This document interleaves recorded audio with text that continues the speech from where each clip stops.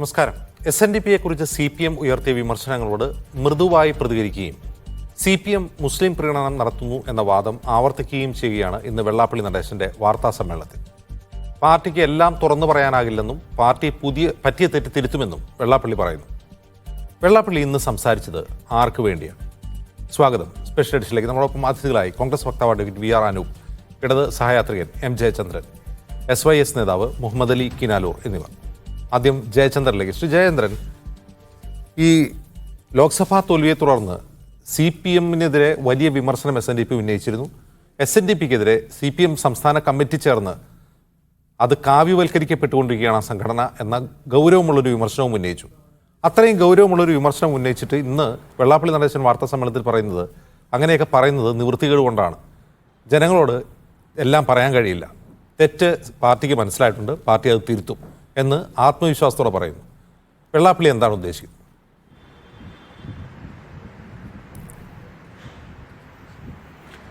വെള്ളാപ്പള്ളി എന്താണ് ഉദ്ദേശിച്ചത് എന്നുള്ളത് അജിംസെ വെള്ളാപ്പള്ളിയുടെ വാക്കുകളിൽ നിന്ന് തന്നെ വ്യക്തമാണല്ലോ. അതിന് കൂടുതൽ വിശദീകരണം നമ്മളാരും ചമയ്ക്കേണ്ട കാര്യമില്ല. അദ്ദേഹം തന്നെ വ്യക്തതയോടുകൂടി തന്നെ കാര്യങ്ങൾ പറഞ്ഞു എന്നാണല്ലോ അദ്ദേഹം അവകാശപ്പെടുന്നത്. പിണറായി വിജയനായിരുന്നെങ്കിൽ മറ്റൊരു വിധമായിരുന്നേനുമെന്നും ഗോവിന്ദൻ മാസ്റ്ററാണെങ്കിൽ ഇவ்விധമാണ് എന്നുമൊക്കെയാണല്ലോ അദ്ദേഹം പറഞ്ഞു വയ്ക്കാൻ ശ്രമിക്കുന്നത്. അപ്പോൾ അതിൽ CPMനെ സംബന്ധിച്ചോളം SNDP യോഗത്തിന് CPM വിരുദ്ധതയുണ്ട് എന്നുള്ള നിലപാടൊന്നും CPIM സ്വീകരിച്ചിട്ടില്ല. അത്തരം ഒരു കാഴ്ചപ്പാടും ഗോവിന്ദൻ മാസ്റ്റർ പറഞ്ഞിട്ടുമില്ല ഇന്നലത്തെ വാർത്താ സമ്മേളനത്തിൽ. പക്ഷേ SNDP യോഗം അതിൻ്റെ പ്രഖ്യാപിത മൂല്യ ദർശന വഴികളിൽ നിന്നും പിന്നീട് അങ്ങോട്ടുള്ള അതിൻ്റെ പാതകളിൽ നിന്നുമൊക്കെ വ്യതിചലിച്ച് ഒരു ഹൈന്ദവ അജണ്ടയ്ക്ക്, RSS അജണ്ടയ്ക്ക് കീഴ്പ്പെടുകയാണ് ചെയ്യുന്നത്. അതിലേക്ക് ആ സംഘടനയെ കൊണ്ട് കെട്ടാനായിട്ട് ആ സംഘടനയിൽപ്പെട്ട ചില കേന്ദ്രങ്ങൾ ശ്രമിക്കുന്നു എന്നുള്ളതാണ് CPMൻ്റെ വിമർശനം. ആ വിമർശനത്തിന് അവർക്ക് അവരുടേതായിട്ടുള്ള കൃത്യമായ കാര്യങ്ങൾ പറഞ്ഞു പോകുന്നുമുണ്ട്. അതാണ് ഗോവിന്ദൻ മാസ്റ്റർ ഇന്നലെ വിശദീകരിച്ചിട്ടുള്ളത്. അത്തരം വിമർശനങ്ങൾ തുടർന്നും ഉന്നയിക്കും എന്ന് തന്നെയാണ് അദ്ദേഹം പറഞ്ഞിരിക്കുന്നത്. ആ വിമർശനങ്ങൾ തീരുന്നില്ല, തുടങ്ങുന്നതേ ഉള്ളൂ, അല്ലെങ്കിൽ തുടരുന്നതേ ഉള്ളൂ ഇനിയും എന്ന് പറയുന്നുണ്ട്. അപ്പോൾ അദ്ദേഹം അതിനകത്ത് BDJSൻ്റെ ഒരു കാര്യം പറയുന്നുണ്ട്. പ്രധാനമായിട്ടും നമുക്കെല്ലാം അറിയുന്നത് പോലെ 2015 തദ്ദേശ തെരഞ്ഞെടുപ്പിന് തൊട്ട് മുൻപാണ് BDJS കേരളത്തിൽ രൂപീകരിക്കുന്നത്. പ്രവീൺ തൊഗാഡിയൊക്കെ ഇവിടെ വന്ന് അതിന് മുൻപ് ഇവിടെ വന്ന് അരങ്ങൊരുക്കുന്നതൊക്കെ ഓർമ്മയുണ്ടല്ലോ, ആ ഘട്ടം ഒക്കെ. അതിനുശേഷം BDJSന് കാര്യമായ ചലനമൊന്നും തദ്ദേശ തെരഞ്ഞെടുപ്പിന് ഉണ്ടാക്കാൻ കഴിഞ്ഞില്ല. പിന്നീട് 2016 തെരഞ്ഞെടുപ്പിലെ ഏതാണ്ട് 39 മണ്ഡലങ്ങളാണല്ലോ മത്സരിച്ചത്. കെട്ടിവെച്ച കാശ് കിട്ടിയത് 4-5 മണ്ഡലങ്ങൾ മാത്രമാണ്, നമുക്കറിയുന്നതുമാണ്. പിന്നീട് ആ സംഘടന തന്നെ അപ്രസക്തമായി പോവുകയായിരുന്നു. പിന്നീട് 2019 നാമമാത്രമായൊരു സാന്നിധ്യം ഉണ്ടായി. 24 അതേപോലെ തന്നെ. പക്ഷേ 24 വന്നപ്പോഴത്തേക്ക് മറ്റൊരു രൂപമാണ് കേരളം കാണുന്നത്. BDJS RSS എന്നുള്ള നിലയിലേക്ക് തന്നെ അത് പ്രവേശിക്കുന്ന രീതിയാണ് കാണുന്നത്. അതിന് SNDP യോഗത്തിൻ്റെ ജനറൽ സെക്രട്ടറിയുടെ വെള്ളാപ്പള്ളിയുടെ ഭാര്യയും മകൻ സ്ഥാനാർത്ഥിയും കൂടിയായിരുന്നല്ലോ കോട്ടയത്ത്. ഭാര്യയും പല മേഖലകളിലും BDJSന് വേണ്ടി അല്ലെങ്കിൽ BJP സ്ഥാനാർത്ഥികൾക്ക് വേണ്ടി പല നിലയ്ക്കും ഇടപെടുന്നതിനെ സംബന്ധിച്ചൊക്കെ വാർത്തകൾ വരികയും അത് സംബന്ധിച്ച് ചർച്ചകളൊക്കെ നടക്കുകയും ചെയ്തിട്ടുള്ളതാണ്. അപ്പോൾ ആ തരത്തിൽ ആരെയാണ് CPM ഇത് വിമർശിക്കുമ്പോൾ ചില ആളുകൾ അല്ലെങ്കിൽ ചില കേന്ദ്രങ്ങൾ എന്ന് പറയുമ്പോൾ അത് ആരാണെന്നുള്ളതും വ്യക്തമാണ്. അത് വെള്ളാപ്പള്ളി നടേശന് അത് അംഗീകരിക്കാൻ വിമുഖത സ്വാഭാവികമായും ഉണ്ടാവും. അദ്ദേഹം പറയുന്നത് ഞങ്ങളുടെ സംഘടനയിൽ എല്ലാ പാർട്ടിക്കാരുമുണ്ട്, അത് കാവിയുണ്ട്, ചുവപ്പുണ്ട്, മറ്റ് പാർട്ടികളുടെ ഉണ്ട്, നക്സലൈറ്റുകൾ വരെ ഉണ്ടാവാം, ഇതൊക്കെ അദ്ദേഹം പറയുന്നുണ്ട്. പക്ഷെ അതൊന്നുമല്ല ഇവിടുത്തെ പ്രശ്നം. ആരൊക്കെ ഉണ്ടെന്നുള്ളതല്ല, BDJSന് ഉപയോഗിച്ച് RSSൻ്റെ ഒരു കാവ്യവൽക്കരണം അവിടെ നടക്കുന്നുണ്ട് എന്നുള്ള കൃത്യമായ വിമർശനമാണ് CPIM ഉന്നയിക്കുന്നത്. ആ വിമർശനത്തിന് മറുപടി ഉണ്ടോ വെള്ളാപ്പള്ളിക്ക് എന്ന് ചോദിച്ചാൽ ആ വിമർശനത്തിന് ഈ നിമിഷം വരെ അദ്ദേഹം കൃത്യമായൊരു മറുപടിയിലേക്ക് കടന്നിട്ടില്ല. പക്ഷേ അത് അങ്ങനെ പോകാനും കഴിയില്ല. ആ വിമർശനത്തിന് മറുപടി പറയേണ്ടി വരും. ഈ SNDP യോഗം ആകെ ആ നിലയിലേക്ക് പോയി എന്നുള്ള ഒരു വിമർശനം CPIM ഉന്നയിച്ചിട്ടാണ് ഞാൻ പറഞ്ഞല്ലോ. ഇപ്പോഴും അത് തന്നെയാണ് നില. പക്ഷേ പിന്നെ നേതൃത്വവുമായി ബന്ധപ്പെട്ട് നിൽക്കുന്ന, അല്ലെങ്കിൽ അതിൻ്റെ ഏറ്റവും കേന്ദ്രസ്ഥാനത്ത് നിൽക്കുന്ന, ന്യൂക്ലിയസിൽ നിൽക്കുന്ന പ്രധാനപ്പെട്ട ആൾക്കാർ ആ തരത്തിൽ ചില ഇടപെടലുകളൊക്കെ നടത്തുന്നതിനെയാണ് വിമർശനം പിന്നെ ശക്തിയായി ഉയർന്നു തുടങ്ങിയത്. ശ്രീ ജയേന്ദ്രന്റെ ചോദ്യമാണ്, അതായത് ആ ന്യൂക്ലിയസിൽ വെള്ളാപ്പള്ളി നടേശനുണ്ടോ? കാരണം BDJS രൂപീകരണം ചുമ്മാ ഒരു സ്വാഭാവികമായ ഒരു സാമൂഹിക പരിവർത്തനത്തിന്റെ ഭാഗമായുള്ള ഒരു സംഘടനയല്ല. അതിൽ RSSന്റെ കൃത്യമായ ഇടപെടലുണ്ട്. RSS SNDP മാത്രം, SNDP എന്ന സമുദായ സംഘടനയെ മാത്രം ലക്ഷ്യം വെച്ചുണ്ടാക്കിയെടുത്ത ഒരു പാർട്ടിയാണ്. ഇപ്പോഴാണ്, അതായത് 2016 തെരഞ്ഞെടുപ്പിൽ അവർ ചടയമംഗലത്ത് 2ാം സ്ഥാനത്തെത്തിയിരുന്നു. അത് നമ്മൾ മറക്കരുത്. ആദ്യത്തെ നിയമസഭാ തെരഞ്ഞെടുപ്പിൽ 2024 അവർ CPMന് പരിക്കേൽപ്പിക്കുന്നുണ്ടെങ്കിൽ അതൊരു RSS ഗൂഢാലോചനയിൽ ഉണ്ടായ സംഘടനയാണ് എന്നും ആ ഗൂഢാലോചനയിൽ SNDPയുടെ ന്യൂക്ലിയസ് എന്ന് അങ്ങിപ്പോൾ വിശേഷിപ്പിച്ച ആ ന്യൂക്ലിയസിൽ വെള്ളാപ്പള്ളി നടേശനുണ്ട് എന്നും പാർട്ടി തിരിച്ചറിയുന്നുണ്ടോ, ചൂണ്ടിക്കാട്ടുന്നുണ്ടോ? ആ പാർട്ടി തിരിച്ചറിയുകയും അതിനെ സംബന്ധിച്ച് പിന്നെ അഭിപ്രായം പറയുകയും ചെയ്യുന്നുണ്ടെങ്കിലും വെള്ളാപ്പള്ളി സ്വയം പ്രതിരോധിക്കാൻ ഇതിനു മുമ്പ് തന്നെ ശ്രമിച്ചല്ലോ. ഞാൻ ഇടതുപക്ഷക്കാരനാണ് എന്നാണ് വെള്ളാപ്പള്ളി സ്വയം വാദിച്ചുകൊണ്ടിരിക്കുന്നത്. ഇപ്പോഴും അങ്ങനെയാണ് പറയുന്നത്. അദ്ദേഹം ഇടതുപക്ഷക്കാരനാണ് എന്നാണ് അദ്ദേഹം സ്വയം അവകാശപ്പെടുന്നത്. മറ്റ് തൻ്റെ ഭാര്യ എങ്ങനെ പോയോ അത് അവരുടെ സ്വാതന്ത്ര്യം, മകൻ ഇങ്ങനെ പോയോ അത് അയാളുടെ സ്വാതന്ത്ര്യം. ആ നിലയ്ക്ക് അതിനെ ഒന്ന് ലഘൂകരിക്കാനും ഡൈവേർട്ട് ചെയ്യാൻ അദ്ദേഹം ശ്രമിക്കുന്നുണ്ട്. അപ്പോൾ തന്നെ അദ്ദേഹം സ്വന്തം സ്റ്റാൻഡ് ഉറപ്പിക്കാൻ ശ്രമിക്കുന്നു. ഞാൻ LDFകാരനാണ് എന്ന് പറയാനും ആവർത്തിച്ച് ശ്രമിക്കുന്നുണ്ട്. പക്ഷേ അവിടെ പ്രശ്നം അവിടെയല്ല. അദ്ദേഹം LDFകാരനാണെങ്കിൽ എന്തുകൊണ്ട് RSSുമായും RSSൻ്റെ നേതൃത്വത്തിലും പിന്നെ നിയന്ത്രണത്തിലും BDJS എന്ന സംഘടന വഴി SNDP യോഗത്തിലേക്ക് നുഴഞ്ഞു കയറുന്നതിനും അവിടെ ഒരു പിന്നെ ഒരു ഷിഫ്റ്റ്, ഒരു പാരഡൈം ഷിഫ്റ്റ് എന്ന പോലെ വോട്ടർമാരുടെ ഒരു വോട്ടേഴ്സ് ടേൺ ഔട്ട് പിന്നെ BJPക്ക് അനുകൂലമായി ഉണ്ടാകുന്നതിന് ഇടയായിട്ടുണ്ട് എന്നുള്ളതാണ് ഇപ്പോഴത്തെ വിമർശനത്തിൻ്റെ കാതലായ വശം കിടക്കുന്നത്. അതിൽ നിന്ന് ഒഴിയാൻ വെള്ളാപ്പള്ളിക്ക് കഴിയണമെങ്കിൽ അദ്ദേഹം സ്ട്രെയിറ്റ് ആയിട്ട് അഡ്രസ്സ് ചെയ്യണം. ഗോവിന്ദമാഷ് നേരത്തെ തന്നെ പറഞ്ഞ വിമർശനങ്ങളോട് വിമർശനം പാർട്ടി ഇനിയും വെള്ളാപ്പള്ളിയെ പേരെടുത്ത് പറഞ്ഞ് വിമർശിച്ചിട്ടില്ല. അങ്ങ് പറയുന്ന പോലെ അതിന്റെ ന്യൂക്ലിയസ് പറയുന്നുള്ളൂ. കാരണം വെള്ളാപ്പള്ളി നവോത്ഥാന സമിതി അധ്യക്ഷനാണ്. പിണറായി വിജയനാണ് എന്നെ സ്ഥാനത്തിരുത്തിയത്. ആരെങ്കിലും പറഞ്ഞാൽ രാജിവെക്കില്ല എന്ന് കൂടി അതൊക്കെ ആയിക്കോട്ടെ. അല്ല ആയിക്കോട്ടെ, അതിപ്പം ഈ അത്തരം കാര്യങ്ങളിലേക്കൊക്കെ കടക്കേണ്ട സമയത്ത് കടന്നല്ലേ മതിയാവൂ. ഇപ്പോൾ ഇതിൻ്റെ അകത്ത് അങ്ങനെ ഒരു ഇൻഫിൽട്രേഷൻ ഉണ്ട് എന്ന് വെറുതെ അല്ലല്ലോ CPMനെ പോലുള്ള ഒരു രാഷ്ട്രീയ പ്രസ്ഥാനം പറയുന്നത്. ആ നുഴഞ്ഞുകയറ്റം എങ്ങനെ ഉണ്ടായി എന്നുള്ളതിന് അവർക്ക് അവരുടേതായിട്ടുള്ള വ്യക്തമായ വിലയിരുത്തലുണ്ട്. ആ വിലയിരുത്തലിന് അനുസൃതമായിട്ടുള്ള എല്ലാ ഫീഡ്ബാക്സും CPM എന്ന രാഷ്ട്രീയ പ്രസ്ഥാനത്തിൻ്റെ പക്കൽ ഉണ്ട് താനും. നമ്മളുമൊക്കെ അന്വേഷിക്കുമ്പോൾ നമ്മുടെയിലുമൊക്കെ അതിന് അനുസൃതമായിട്ടുള്ള ഫീഡ്ബാക്കുകൾ നമുക്കും കിട്ടാറുണ്ടല്ലോ. അപ്പോൾ അതുണ്ട്. അത്തരത്തിലൊരു നുഴഞ്ഞുകയറ്റം RSSൻ്റെ ഹൈന്ദവവൽക്കരണത്തിൻ്റെ കാവ്യവൽക്കരണത്തിൻ്റെ നുഴഞ്ഞുകയറ്റം SNDPയിൽ BDJS വഴി നടക്കുന്നുണ്ട് എന്നുള്ളത് യാഥാർത്ഥ്യമാണ്. ആ യാഥാർത്ഥ്യമാണ് CPIM നിശിതമായി വിമർശന വിധേയമാക്കിയത്. ആ വിമർശനം പാർട്ടി സെക്രട്ടറി, സംഘടന എന്നുള്ള നിലയ്ക്കാണ് പാർട്ടി സെക്രട്ടറി അത് പുറത്ത് പറയുന്നത്. സർക്കാരുമായി ബന്ധപ്പെട്ട ആരും ഇത് പറഞ്ഞിട്ടില്ല എന്നുള്ള വസ്തുതയുമാണ്. പക്ഷേ അതുകൊണ്ട് കേരളത്തിലെ ഭരണമുന്നണിയെ നയിക്കുന്ന പ്രധാനപ്പെട്ട രാഷ്ട്രീയ പാർട്ടിയുടെ സംസ്ഥാന സെക്രട്ടറി അത് പറയുമ്പോൾ അതിന് ഗൗരവം കൂടുന്നുണ്ട്. അത് വെള്ളാപ്പള്ളി അംഗീകരിച്ചാലും ഇല്ലെങ്കിലും ആ സംഘടനയ്ക്കകത്ത് നടക്കുന്ന, ആ പ്രസ്ഥാനത്ത് നടക്കുന്ന നുഴഞ്ഞുകയറ്റം ഇത്തരത്തിലാണ് എന്നുള്ളതിലേക്ക് കേരളീയ പൊതുബോധം മാറും എന്ന് വെള്ളാപ്പള്ളിക്ക് തിരിച്ചറിയേണ്ടി വരും. അതാണ് പ്രശ്നം. ശരി, ശ്രീ VR അനൂപ്, 9 വർഷമെടുത്തു ഈ BDJS എന്ന പാർട്ടി എന്തിനാണ് RSS ഉണ്ടാക്കിയതെന്നും അത് SNDPയിലും അത് പ്രതിനിധീകരിക്കുന്ന സമുദായത്തിലും എന്ത് മാറ്റങ്ങളാണ് ഉണ്ടാക്കുക എന്നും CPMന് തിരിച്ചറിയാം എന്നാണോ ഇതിൽ നിന്ന് മനസ്സിലാക്കേണ്ടത്? അല്ല, ഇത് വളരെ ലളിതവൽക്കരിച്ച് നമുക്ക് ചർച്ച ചെയ്യാൻ കഴിയുന്ന വിഷയമല്ല. തീർച്ചയായും ചരിത്രപരമായും സാമൂഹിക ശാസ്ത്രപരമായും ഗഹനമായി പരിശോധിക്കേണ്ട വിഷയമാണ്.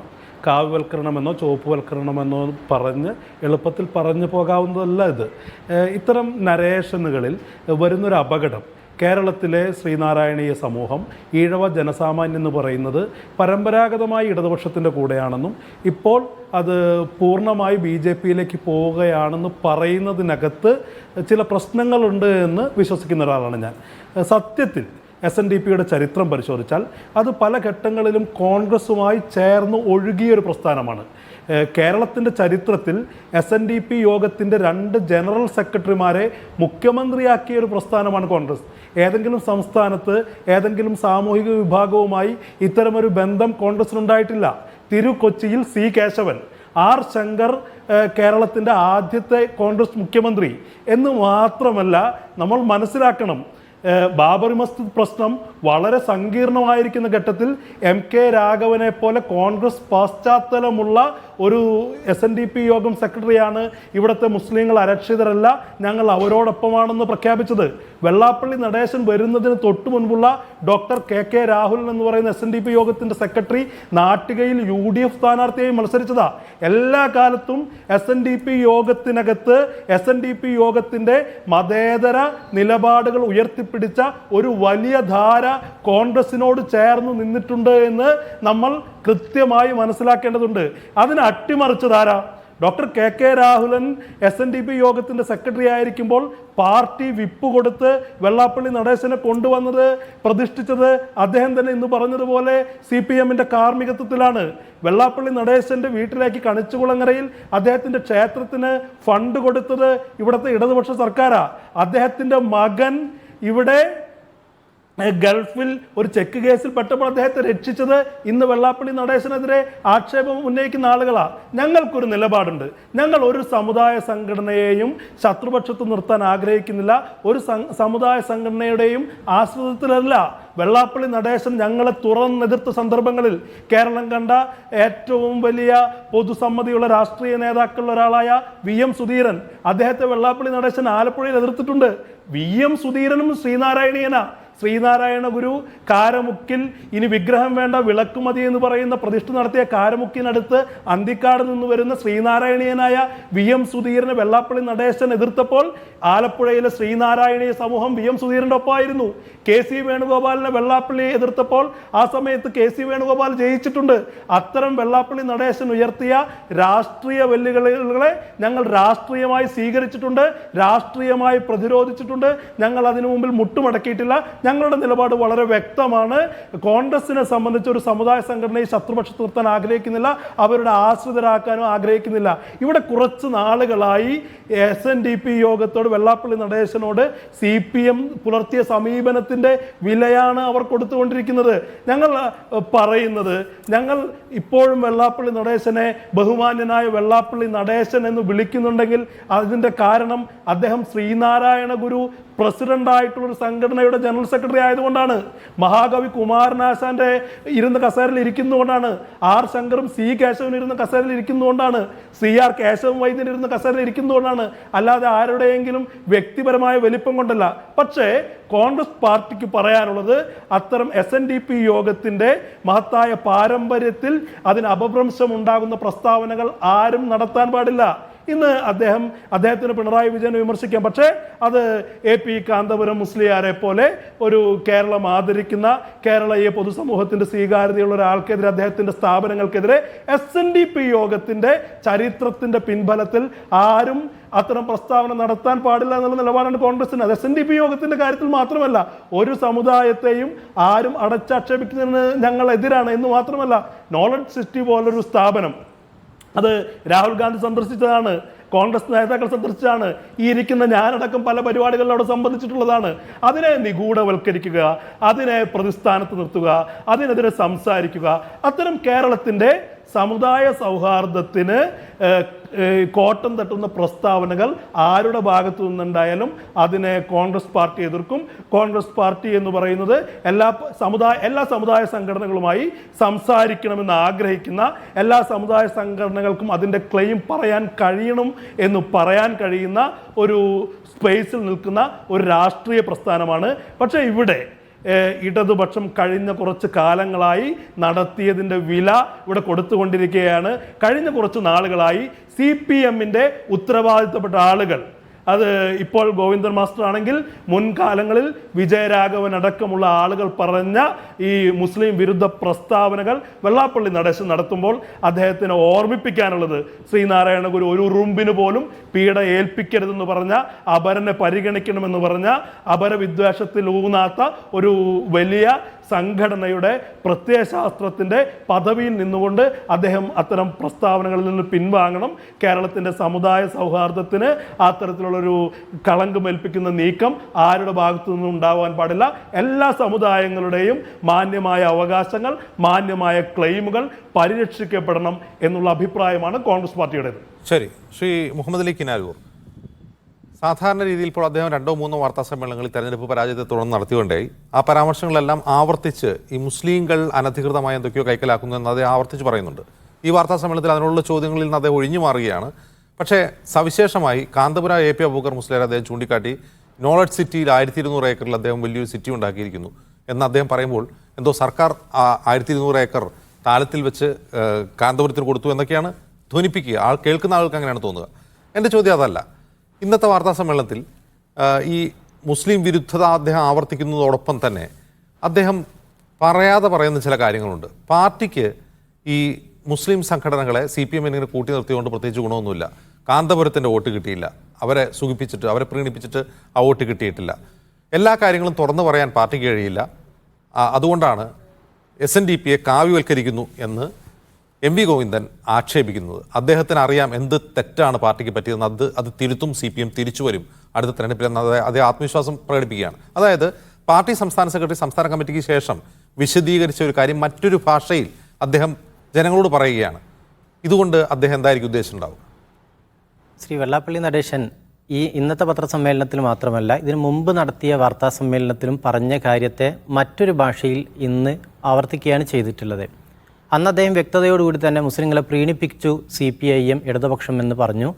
ഇന്ന് അദ്ദേഹം അങ്ങനെ തന്നെ പറയാതെ എന്താണ് തെറ്റ് എന്ന് CPIMന് മനസ്സിലായിട്ടുണ്ട് എന്ന് പറഞ്ഞു. അതിൻ്റെ അർത്ഥം മുസ്ലിങ്ങളെ പ്രീണിപ്പിച്ചത് കൊണ്ടാണ് ഈ പരാജയം ഏറ്റുവാങ്ങിയത് എന്ന് തന്നെയാണ് വെള്ളാപ്പള്ളി പറഞ്ഞു വെക്കുന്നത്. നോക്കൂ, മുസ്ലിങ്ങളെ പ്രീണിപ്പിച്ചു എന്ന് പറയാവുന്ന സാഹചര്യം എന്താണ് തിരഞ്ഞെടുപ്പ് കാലത്തുണ്ടായത്? ഞാൻ മനസ്സിലാക്കുന്ന 2 കാര്യങ്ങളാണ്. ഒന്ന്, CAAക്കെതിരെ, പൗരത്വ ഭേദഗതി നിയമത്തിനെതിരെ CPIMൻ്റെ നേതൃത്വത്തിൽ വലിയ സമ്മേളനങ്ങൾ സംസ്ഥാനത്തിൻ്റെ വിവിധ ഭാഗങ്ങളിൽ നടക്കുകയുണ്ടായി. രണ്ടാമത്തേത്, ഫലസ്തീൻ വിഷയത്തിൽ CPIM വളരെ സജീവമായി ഇടപെട്ടു എന്നതാണ്. നോക്കൂ, ഈ 2 പ്രശ്നങ്ങളെയും നമ്മൾ മുസ്ലിം പ്രശ്നമായോ ന്യൂനപക്ഷ പ്രശ്നമായോ ആണോ വിലയിരുത്തേണ്ടത് എന്നൊരു ചോദ്യമുണ്ട്. CAA എന്ന് പറയുന്നത് നമ്മുടെ രാജ്യത്തിൻ്റെ ഭരണഘടനാ തത്വങ്ങൾക്കെതിരാണ് എന്നതുകൊണ്ടാണ് ഇന്ത്യയിൽ ആബാലവൃദ്ധം ജനങ്ങൾ അതിനെതിരെ പ്രതിഷേധിച്ചത്. ഇന്ത്യയിൽ എല്ലാ രാഷ്ട്രീയ പ്രസ്ഥാനങ്ങളും അതിനെതിരെ പ്രതിഷേധവുമായി രംഗത്ത് വന്നിട്ടുണ്ട്. അതിൻ്റെ ആദ്യ ഘട്ടത്തിൽ തന്നെ വലിയ പ്രതിഷേധങ്ങൾ രാജ്യവ്യാപകമായി ഉണ്ടായിട്ടുണ്ട്. രാജ്യം അപകടപ്പെടുന്നു എന്ന് തോന്നുന്ന ഘട്ടത്തിൽ ഇന്ത്യയിലെ ഉത്തരവാദപ്പെട്ട ഒരു രാഷ്ട്രീയ പ്രസ്ഥാനം അതിനെതിരെ സമ്മേളനം നടത്തുന്നത് എങ്ങനെയാണ് മുസ്ലിം പ്രീണനമായി തീരുന്നത്? രണ്ടാമത്തേത് ഫലസ്തീനാണ്. ഫലസ്തീനുമായി ബന്ധപ്പെട്ട ചർച്ചകളൊക്കെ നടന്നുകൊണ്ടിരിക്കുന്നു. ഇപ്പോഴും അവിടെ ഇസ്രായേലിൻ്റെ ഏകപക്ഷീയമായ ആക്രമണങ്ങൾ നടന്നുകൊണ്ടിരിക്കുന്നു. പിഞ്ചുകുട്ടികളടക്കം കൊല്ലപ്പെടുന്നു. നോക്കൂ, ഫലസ്തീൻ വിഷയത്തെ ഒരു മാനുഷിക പ്രശ്നമായി അവതരിപ്പിക്കാനോ കാണാനോ കഴിയുന്നില്ല എന്നതിനേക്കാൾ വലിയ പരാജയം ഇക്കാലത്ത് എന്താണുള്ളത്? ആ ഒരു തലത്തിൽ നിന്നുകൊണ്ട് CPIM അവരുടെ രാഷ്ട്രീയ നിലപാട് തറയിൽ നിന്നുകൊണ്ട് 2 വിഷയങ്ങളിലും പ്രതികരിച്ചു എന്നതാണോ മുസ്ലിം സമുദായത്തെ പ്രീണിപ്പിച്ചു എന്ന് വെള്ളാപ്പള്ളി നടേശൻ അർത്ഥമാക്കുന്നത്? എങ്കിൽ അതിന് മുസ്ലിം സമുദായം ഉത്തരം പറയേണ്ടതില്ല, CPIM അതിൽ വിശദീകരിക്കട്ടെ എന്നാണ് പറയാനുള്ളത്. ഇനി രണ്ടാമത്തേത്, മുസ്ലിം സമുദായം അനർഹമായി എന്തെല്ലാമോ നേടി എന്നതാണ്. നോക്കൂ, നമ്മുടെ മുന്നിൽ രേഖകളുണ്ട്. രേഖകൾ വെച്ചല്ല ശ്രീ വെള്ളാപ്പള്ളി നടേശൻ സംസാരിക്കുന്നത് എന്നൊരു പ്രശ്നമുണ്ട്. അദ്ദേഹം വായിൽ തോന്നിയത് പറയുകയാണ്, അതിന് മറുപടി പറയേണ്ടി വരുന്നു എന്ന ഒരു ദുർഗതിയിലാണ് നമ്മൾ ഓരോരുത്തരും ഇവിടെ ഇരിക്കുന്നത്. അദ്ദേഹം പറഞ്ഞ കാര്യം എന്താണ്? അദ്ദേഹം ഒരു തെളിവുമില്ലാതെ പറയുകയാണ് മുസ്ലിങ്ങൾ അനർഹമായി എന്തോ നേടിയെന്ന്. എന്താണ് നേടിയത്? നരേന്ദ്രൻ കമ്മീഷൻ റിപ്പോർട്ട് നമ്മുടെ മുമ്പിലുണ്ട്. അതേപോലെ പാലോളി കമ്മിറ്റിയുടെ റിപ്പോർട്ട് നമ്മുടെ മുമ്പിലുണ്ട്. ഇക്കഴിഞ്ഞ ദിവസം നിയമസഭയിൽ സർക്കാർ വെച്ച രേഖ നമ്മുടെ മുമ്പിലുണ്ട്. ഇങ്ങനെ ഓരോന്നും എടുത്ത് പരിശോധിക്കുക. കേരള ശാസ്ത്ര സാഹിത്യ പരിഷത്തിൻ്റെ കേരള പഠനം ഉൾപ്പെടെയുള്ളവ നമ്മുടെ മുമ്പിലുണ്ട്. ഈ രേഖകളെല്ലാം പറയുന്നത് എന്താണ്? മുസ്ലിങ്ങൾക്ക് അനർഹമായി കിട്ടിയെന്നല്ല, അർഹമായി കിട്ടേണ്ട കാര്യങ്ങൾ പോലും കിട്ടിയിട്ടില്ല എന്ന് രേഖകൾ വെച്ചുകൊണ്ട് സമർത്ഥിക്കാൻ കഴിയും. അങ്ങനെ ഒരു സമുദായത്തെ നോക്കിയിട്ടാണ് മുസ്ലിങ്ങൾ അനർഹമായി എന്തെല്ലാമോ നേടിയെന്ന് പറയുന്നത്. യഥാർത്ഥത്തിൽ അനർഹമായി നേടിയത് പോകട്ടെ, അർഹമായതിനെക്കുറിച്ച് ചോദിക്കുകയാണെങ്കിൽ ഉത്തരം പറയാൻ കേരളത്തിലെ മാറി മാറി വന്ന എല്ലാ സർക്കാരുകൾക്കും പ്രയാസമുണ്ടാകും എന്ന കാര്യത്തിൽ ഒരു സംശയവുമില്ല. ഇവിടെ മുസ്ലിം സമുദായം പ്രത്യേകമായി അനർഹമായി എന്തെങ്കിലും നേടണമെന്ന് ആഗ്രഹിച്ചിട്ടില്ല. ഇന്ന് അദ്ദേഹം ബഹുമാന്യരായ കാന്തപുരം ഉസ്താദിൻ്റെ പ്രസ്ഥാനത്തെ പ്രതിയുള്ള ചില അഭിപ്രായങ്ങൾ പ്രകടിപ്പിക്കുകയുണ്ടായി. 1200 ഏക്കർ ഏക്കറിൽ നോളജ് സിറ്റി ഉണ്ടാക്കിയെന്നാണ് പറയുന്നത്. അവിടെ ആകെ 110 ഏക്കറാണ് നോളജ് സിറ്റിയുടെ ഭൂമിയായിട്ടുള്ളത്. അവിടെ സർക്കാർ ഈ 1200 ഏക്കർ ഭൂമി കൊടുത്തു, അവിടെ സ്ഥാപനം ഉണ്ടാക്കിയെന്ന അർത്ഥത്തിൽ പ്രചരിപ്പിക്കുകയാണ്. കേരളത്തിലെ സുന്നി സംഘടനകൾ, ഞാൻ പ്രതിനിധാനം ചെയ്യുന്ന സംഘടന മാത്രമല്ല, മറുവിഭാഗത്ത് ഞങ്ങളുടെ തന്നെ ആശയത്തോട് യോജിച്ച് നിൽക്കുന്ന സംഘടനയുണ്ട്. ആ സംഘടനകൾക്കൊന്നും സർക്കാർ ഈ കാലം അത്രയും ഒരു തുണ്ട് ഭൂമി പോലും കൊടുത്തിട്ടില്ല. ആ തുണ്ട് ഭൂമി ഉപയോഗിച്ചിട്ട് അവിടെ ഒരു വിദ്യാഭ്യാസ സ്ഥാപനവും കെട്ടിപ്പടുത്തിട്ടില്ല. അങ്ങനെ ഭൂമി വാങ്ങി എന്ന് പറയാൻ കഴിയുന്നത് കേരളത്തിലെ ഇടതുപക്ഷ സർക്കാരാവട്ടെ വലതുപക്ഷ സർക്കാരാവട്ടെ ഇവരൊക്കെ വരുന്ന സമയത്ത് SNDP യോഗത്തിന് ഭൂമി ധാരാളമായി കൊടുത്തിട്ടുണ്ട്. ഞാൻ ആ കൊടുത്തതിനെ കുറിച്ച് പരാതി ഉന്നയിക്കുകയല്ല, പക്ഷേ കാര്യങ്ങൾ പറയണമല്ലോ. ഞാൻ ഇതുമായി ബന്ധപ്പെട്ട് ഇന്നിങ്ങനെ സെർച്ച് ചെയ്ത സമയത്ത് എനിക്ക് 2016 ഏപ്രിൽ 29 കൈരളി ന്യൂസിൻ്റെ അന്നത്തെ ഓൺലൈൻ വാർത്ത ശ്രദ്ധയിൽപ്പെട്ടു. അതിങ്ങനെയാണ്: ഉമ്മൻചാണ്ടിക്ക് വെള്ളാപ്പള്ളിയോടും സ്നേഹം മൂത്തു, വെള്ളാപ്പള്ളിക്ക് സർക്കാർ ഭൂമി പതിച്ചു നൽകിയത് 25 ഏക്കർ. ഞാൻ വളരെ വേഗത്തിൽ അതിൻ്റെ ഒരു ആശയം ഇങ്ങനെ വായിച്ചു പോകാം. അത് വാഗമണിലാണ്. 25 ഏക്കർ SNDP യൂണിയനും SNDP ട്രസ്റ്റിനുമായി പതിച്ചു നൽകിയെന്നാണ് പറയുന്നത്. ഇത് ലക്ഷങ്ങൾ വിലയുള്ള ഭൂമി, സർക്കാരിൻ്റെ ഭൂമി ഈ സാംസ്കാരിക കേന്ദ്രം സ്ഥാപിക്കുന്നതിന് വേണ്ടിയിട്ട് SNDP യൂണിയനും SN ട്രസ്റ്റിനും ഒക്കെ നൽകുകയാണ്. നോക്കൂ, പിന്നോക്കം നിൽക്കുന്ന ഒരു സമുദായത്തിന് ഉയർന്നു വരാനുള്ള അവസരം എന്ന രീതിയിലാണെങ്കിൽ അത് നടക്കട്ടെ, അതേക്കുറിച്ചല്ല പറയുന്നത്. പക്ഷേ വെള്ളാപ്പള്ളി നടേശൻ തികച്ചും തെറ്റിദ്ധാരണാജനകമായ ഒരു കാര്യം പറയുകയാണ്. ഇവിടെ കാന്തപുരത്തിന് അല്ലെങ്കിൽ മുസ്ലിം സംഘടനകളുടെ വിദ്യാഭ്യാസ സ്ഥാപനങ്ങളുടെ എണ്ണം പറയുന്നു. നോക്കൂ, എയ്ഡഡ് സ്ഥാപനങ്ങളെ പരിശോധിച്ചാൽ നമുക്കറിയാം, കോളേജുകളാവട്ടെ സ്കൂളുകളാവട്ടെ ഇതൊക്കെ പരിശോധിച്ചാൽ അറിയാൻ കഴിയുമല്ലോ. SNDP യോഗത്തിനുള്ള ഇന്ന് വെള്ളാപ്പള്ളി നടേശൻ പറയുന്ന ഒരു പ്രധാനപ്പെട്ട കാര്യം അതാണ്. ഒരു സാമൂഹ്യ സർവേ നടക്കട്ടെ, ആർക്കൊക്കെ എന്തൊക്കെയുണ്ടെന്ന് അറിയട്ടെ എന്നാണ് ഇക്കാര്യം അദ്ദേഹം വാർത്താ സമ്മേളനത്തിൽ പറയുന്നത്. പക്ഷേ സർക്കാരിനോട് പറയുന്നില്ല. ശരിക്കും അങ്ങനെ ഒരു സർവേ അനിവാര്യമല്ലേ? ഇപ്പോൾ സാമൂഹ്യ സർവേ നടക്കട്ടെ, സർക്കാർ എന്നെ മുൻകൈ എടുക്കട്ടെ, അതിനെ എല്ലാ നിലക്കും സ്വാഗതം ചെയ്യുകയാണ്. അപ്പം മനസ്സിലാകും ആർക്കാണ് ഈ വിദ്യാഭ്യാസ സ്ഥാപനങ്ങൾ കൂടുതലുള്ളത് എന്ന്, ആരാണ് സർക്കാരിനെ സമ്മർദ്ദത്തിലാക്കി ഓരോ കാലത്തും വിദ്യാഭ്യാസ സ്ഥാപനങ്ങൾ നേടിയെടുത്തിട്ടുള്ളത് എന്ന്. നമ്മൾ വിദ്യാഭ്യാസ സ്ഥാപനങ്ങളുടെ അനുമതിയുമൊക്കെയായി ബന്ധപ്പെട്ട് സർക്കാരിനെതിരെ ആരോപണങ്ങൾ ഉന്നയിക്കുന്നു, അല്ലെങ്കിൽ ഒരു മുന്നണിക്കെതിരെ ആരോപണം ഉന്നയിക്കുന്നു, ഒരു മുന്നണി നടത്തുന്ന പരിപാടികളുടെ പേരിൽ ആരോപണം ഉന്നയിക്കുന്നു. നോക്കൂ, ഞങ്ങൾ ഈ പിണറായി സർക്കാരിൻ്റെ മുമ്പിൽ ഒരു എയ്ഡഡ് കോളേജിന് അപേക്ഷ കൊടുത്ത് കാത്തിരിക്കുന്ന വർഷങ്ങളായി. അതിന് അനുമതി കിട്ടിയിട്ടില്ല. അങ്ങനെ അനുമതി കിട്ടിയിട്ടില്ല എന്നതുകൊണ്ട് പിണറായി സർക്കാർ മുസ്ലിം വിരുദ്ധമാണ്, സുന്നി വിരുദ്ധമാണ് എന്നൊരു പ്രസ്താവനയുമായി ഞങ്ങൾ ഇറങ്ങുകയാണെങ്കിൽ അത് ഇത്ര വലിയ ധ്രുവീകരണമായിരിക്കും. അങ്ങനെയാണോ വിഷയങ്ങളെ സമീപിക്കേണ്ടത്? ഓരോ പാർട്ടിക്ക് അവരുടെ നിലപാടുകളുണ്ടാവും, സർക്കാരിന് അവരുടെ കാര്യപരിപാടികൾ ഉണ്ടാവും. അതനുസരിച്ച് പ്രവർത്തിക്കുന്ന പാർട്ടികളും സർക്കാരുകളും ഉണ്ട്. അങ്ങനെ ആ പാർട്ടിയോടുള്ള വിയോജിപ്പിൻ്റെ പേരിൽ മറ്റൊരു സമുദായത്തിൻ്റെ ന്യായമായ കാര്യങ്ങൾ കിട്ടാത്തൊരു സമുദായത്തെക്കുറിച്ച് കുറ്റം പറയുക എന്ന് പറയുന്നത് എത്രമേൽ ബാലിഷമാണ് എന്ന് സമുദായ സംഘടനയുടെ നേതൃത്വത്തിലിരിക്കുന്ന അദ്ദേഹം ആലോചിക്കേണ്ടതാണ്. വിദ്യാഭ്യാസ സ്ഥാപനങ്ങളുമായി ബന്ധപ്പെട്ടോ സാമൂഹിക മുന്നേറ്റങ്ങളുമായി ബന്ധപ്പെട്ടോ ഏത് സർവേയും നടക്കട്ടെ, സർവേ നടന്നാൽ ബോധ്യമാകും. ഇപ്പോൾ നോക്കൂ, ഏറ്റവും ഒടുവിൽ നിയമസഭയിൽ വെച്ച സർക്കാർ ഉദ്യോഗസ്ഥരുടെ കണക്കുണ്ടല്ലോ, അതിൽ ആനുപാതികമായി ജനസംഖ്യാനുപാതികമായി കിട്ടി എന്ന് പറയാൻ കഴിയുന്നത് ഈഴവ സമുദായത്തിനാണ്. കിട്ടിയതിനെ കുറിച്ചൊരു പരാതിയല്ല കേട്ടോ, ഞാൻ ആവർത്തിക്കാൻ ആ പരാതിയല്ല ഉന്നയിക്കുന്നത്. കിട്ടിയിട്ടില്ല എന്ന്, ന്യായമായത് കിട്ടിയിട്ടില്ല എന്ന് ആ കണക്കിലും പറയുന്നത് മുസ്ലിം സമുദായത്തെക്കുറിച്ചാണ്. അത് തന്നെ എടുത്ത കണക്കുകൾ ഉന്നത ഉദ്യോഗസ്ഥർ മുതൽ താഴെ തട്ടിലുള്ള ആളുകൾ വരെ, LD ക്ലർക്ക് വരെയുള്ള ആളുകളുടെ കണക്കാണ് എടുത്തിട്ടുണ്ടാവുക. ഇനി ഓരോ തസ്തികയും തിരിച്ചിട്ടെടുക്കുകയാണെങ്കിൽ മുസ്ലിം സമുദായം എത്ര വലിയ പിന്നോക്കമാണ് നിൽക്കുന്നത് എന്ന് മനസ്സിലാക്കാൻ കഴിയും. അതിൻ്റെ കണക്കുകളുണ്ട്. ഇനി നമ്മൾ കേരളത്തിലെ സ്റ്റാറ്റ്യൂട്ടറി ബോഡികൾ പരിശോധിക്കുകയാണെങ്കിൽ, ഈ വിവിധ മന്ത്രിമാരുടെ വകുപ്പുകളിലെ ആളുകളെ പരിശോധിക്കുകയാണെങ്കിൽ നോക്കൂ, വിവിധ മന്ത്രിമാരുടെ വകുപ്പുകളിലുള്ള സെക്രട്ടറിമാർ, 100-ലേറെ സെക്രട്ടറിമാരും ഉന്നത ഉദ്യോഗസ്ഥരുമായിരിക്കുന്ന ആളുകൾ, അതിലാകെ 2 ആളുകൾ മാത്രമാണ് മുസ്ലിം സമുദായത്തിനകത്തുള്ളത്. 14 പ്രധാനപ്പെട്ട അഡീഷണൽ സെക്രട്ടറി വരെയുള്ള 14 സെക്രട്ടറിമാരുടെ ലിസ്റ്റ് എടുക്കുകയാണെങ്കിൽ, ഉന്നതോദ്യോഗസ്ഥരുടെ ലിസ്റ്റ് മുഖ്യമന്ത്രിയുടെ ഓഫീസിൽ നിന്ന് എടുക്കുകയാണെങ്കിൽ അവിടെ ഒറ്റ മുസ്ലിം സമുദായത്തിലുള്ള ഒരാൾ പോലും ഇല്ല. ഇങ്ങനെ അതിപിന്നോക്കമായി നിൽക്കുന്ന, സർക്കാർ സർവീസിലും ഉന്നതോദ്യോഗസ്ഥ മേഖലയിലൊക്കെ അതിപിന്നോക്കമായി നിൽക്കുന്ന ഒരു സമുദായത്തെ മുന്നിൽ വെച്ചിട്ടാണ് മുസ്ലിങ്ങൾ അനർഹമായി നേടിയെന്ന് പറയുന്നത്. ഇതിൽ വ്യക്തത വരുത്തേണ്ടത് സർക്കാർ തന്നെയാണ്. സാമൂഹിക മുസ്ലിങ്ങൾ അല്ലെങ്കിൽ മുസ്ലിം സംഘടനകൾ, സുന്നി സംഘടനകൾ ഭൂമി വാങ്ങിയിട്ടുണ്ടോ, ആ ഭൂമി പതിച്ചു നൽകിയിട്ടുണ്ടോ, അവിടെ വിദ്യാഭ്യാസ സ്ഥാപനങ്ങൾ നടത്തുന്നുണ്ടോ എന്നുള്ളത് അന്വേഷിക്കട്ടെ. വിദ്യാഭ്യാസ സ്ഥാപനങ്ങൾ നടത്തുന്നുണ്ട്. കേരളത്തിലെ മുസ്ലിം സംഘടനകളെല്ലാം വിദ്യാഭ്യാസ സ്ഥാപനങ്ങൾ നടത്തുന്നുണ്ട്. കൈതപ്പൊയിൽ അഭിമാനകരമായ വിധത്തിൽ നോളജ് സിറ്റി പ്രവർത്തിക്കുന്നുണ്ട്. അവിടെ വിവിധ വിദ്യാഭ്യാസ കേന്ദ്രങ്ങൾ ഉയർന്നു വന്നിട്ടുണ്ട്. ഇത് ഉയർന്നു വന്നത് എങ്ങനെയാണ്? സംഘടനകളുടെ തന്നെ പരിശ്രമത്തിലാണ്. അഭിമന്യരായ ശൈഖുന കാന്തപുരം ഉസ്താദിൻ്റെ നേതൃത്വത്തിലുള്ള സമസ്ത കേരള ജമിയത്തുൽ ഉലമയുടെയും കേരള മുസ്ലിം ജമാഅത്തിൻ്റെയൊക്കെ നേതൃത്വത്തിൽ നടത്തിയ പ്രവർത്തനങ്ങളാണ്. പ്രവാസികളുടെ പണമാണ് പലപ്പോഴും കേരളത്തിലെ വിദ്യാഭ്യാസ മുന്നേറ്റത്തിന്, വിശേഷ മലബാറിലെ വിവിധ മുന്നേറ്റങ്ങൾക്ക് നിമിത്തമായിട്ടുള്ളത്. ഈ യാഥാർത്ഥ്യമൊക്കെ മുന്നിലുണ്ട്. ഇതെല്ലാം അറിഞ്ഞുകൊണ്ട് തന്നെ CPM-ൻ്റെ പരാജയത്തെക്കുറിച്ച്, ഇടതുപക്ഷത്തിൻ്റെ പരാജയത്തെക്കുറിച്ച് സമുദായത്തെക്കുറിച്ച് പറയുമ്പോൾ അത് മുസ്ലിങ്ങൾ പ്രീണിപ്പിച്ചതുകൊണ്ടാണ് എന്ന് പറയുകയാണ്. ഒരു കാര്യം കൂടി ഇങ്ങനെ സൂചിപ്പിച്ചു പോവുകയാണ്, മുസ്ലിങ്ങളെ അങ്ങനെ ആരും പ്രീണിപ്പിക്കേണ്ടതില്ല. അങ്ങനെ പ്രീണിപ്പിച്ചാൽ പ്രീണിപ്പിക്കപ്പെടുന്ന ഒരു സമുദായമൊന്നുമല്ല മുസ്ലിങ്ങളിൽ ന്യായമായത് ചോദിക്കാൻ നിന്നാൽ തന്നെ കേരളത്തിലെ എല്ലാ രാഷ്ട്രീയ പാർട്ടികളും ഉത്തരം മുട്ടേണ്ടി വരും. അതാണ് നിലനിൽക്കുന്ന ഒരു യാഥാർത്ഥ്യം. ശരി, ശ്രീ ജയചന്ദ്രൻ, അവിടെ ഒരു ക്വസ്റ്റ്യൻ ഉയരുന്നത്, ഇപ്പോൾ ഇതിനു മുമ്പ് ഇപ്പോൾ പാലാ ബിഷപ്പിനെ പോലുള്ളവരായിരുന്നു ഇത്തരം വർഗീയമായ ഇൻഫ്ലമേറ്ററി ആയ അപരമത വിദ്വേഷം ധരിപ്പിക്കുന്ന പ്രസ്താവന നടത്തിയിട്ടുള്ളത്. സർക്കാർ മറുപടി പറയേണ്ട അത്തരം സന്ദർഭങ്ങളിലും സർക്കാർ മൗനം പാലിക്കുകയായിരുന്നു. ആ സന്ദർഭം കൂടി അങ്ങ് ഓർക്കണം. 2020 തദ്ദേശ തെരഞ്ഞെടുപ്പിന് തൊട്ടു മുമ്പായിരുന്നു അത്. നമ്മൾ വീണ്ടും ഒരു തദ്ദേശ തെരഞ്ഞെടുപ്പിലേക്ക് പോവുകയാണ്. അപ്പോഴാണ് വെള്ളാപ്പള്ളി നടേശൻ ലോക്സഭാ തെരഞ്ഞെടുപ്പിലെ തോൽവിയെക്കുറിച്ച് പറയുന്നത് മുസ്ലിം പ്രീണനമാണെന്ന് ആവർത്തിക്കുന്നത്, അവർ അനർഹമായി കൈവശം വയ്ക്കുന്നത് ആവർത്തിക്കുന്നത്. ഇവിടെയും സർക്കാരും പാർട്ടിയും മൗനമാണ് അക്കാര്യത്തെക്കുറിച്ച്. അവർ SNDP-യിലൂടെ RSS കാവ്യവൽക്കരണം നടത്തി വോട്ട് കൊണ്ടുപോകുന്നു എന്ന ആശങ്ക പറയുമ്പോൾ പോലും അതിന് ഉത്തരവാദിയെ ചൂണ്ടിക്കാട്ടുന്നില്ല. ഈ മുസ്ലിം പ്രീണനത്തെക്കുറിച്ച് വെള്ളാപ്പള്ളി ആവർത്തിച്ച് പറയുന്ന കാര്യങ്ങൾ, അതേക്കുറിച്ച് പാർട്ടിയോ സർക്കാരോ വ്യക്തത വരുത്തുന്നില്ല. ഇതിൻ്റെ ഉദ്ദേശം എന്തായിരിക്കും? അങ്ങനെയല്ലല്ലോ അജിംസെ. ഇന്നലെ ഗോവിന്ദൻ മാഷുടെ വാർത്താ സമ്മേളനത്തിൽ സുവ്യക്തമായും അദ്ദേഹം ഇതിന് മറുപടി പറയുക തന്നെ ചെയ്തിട്ടുണ്ട്.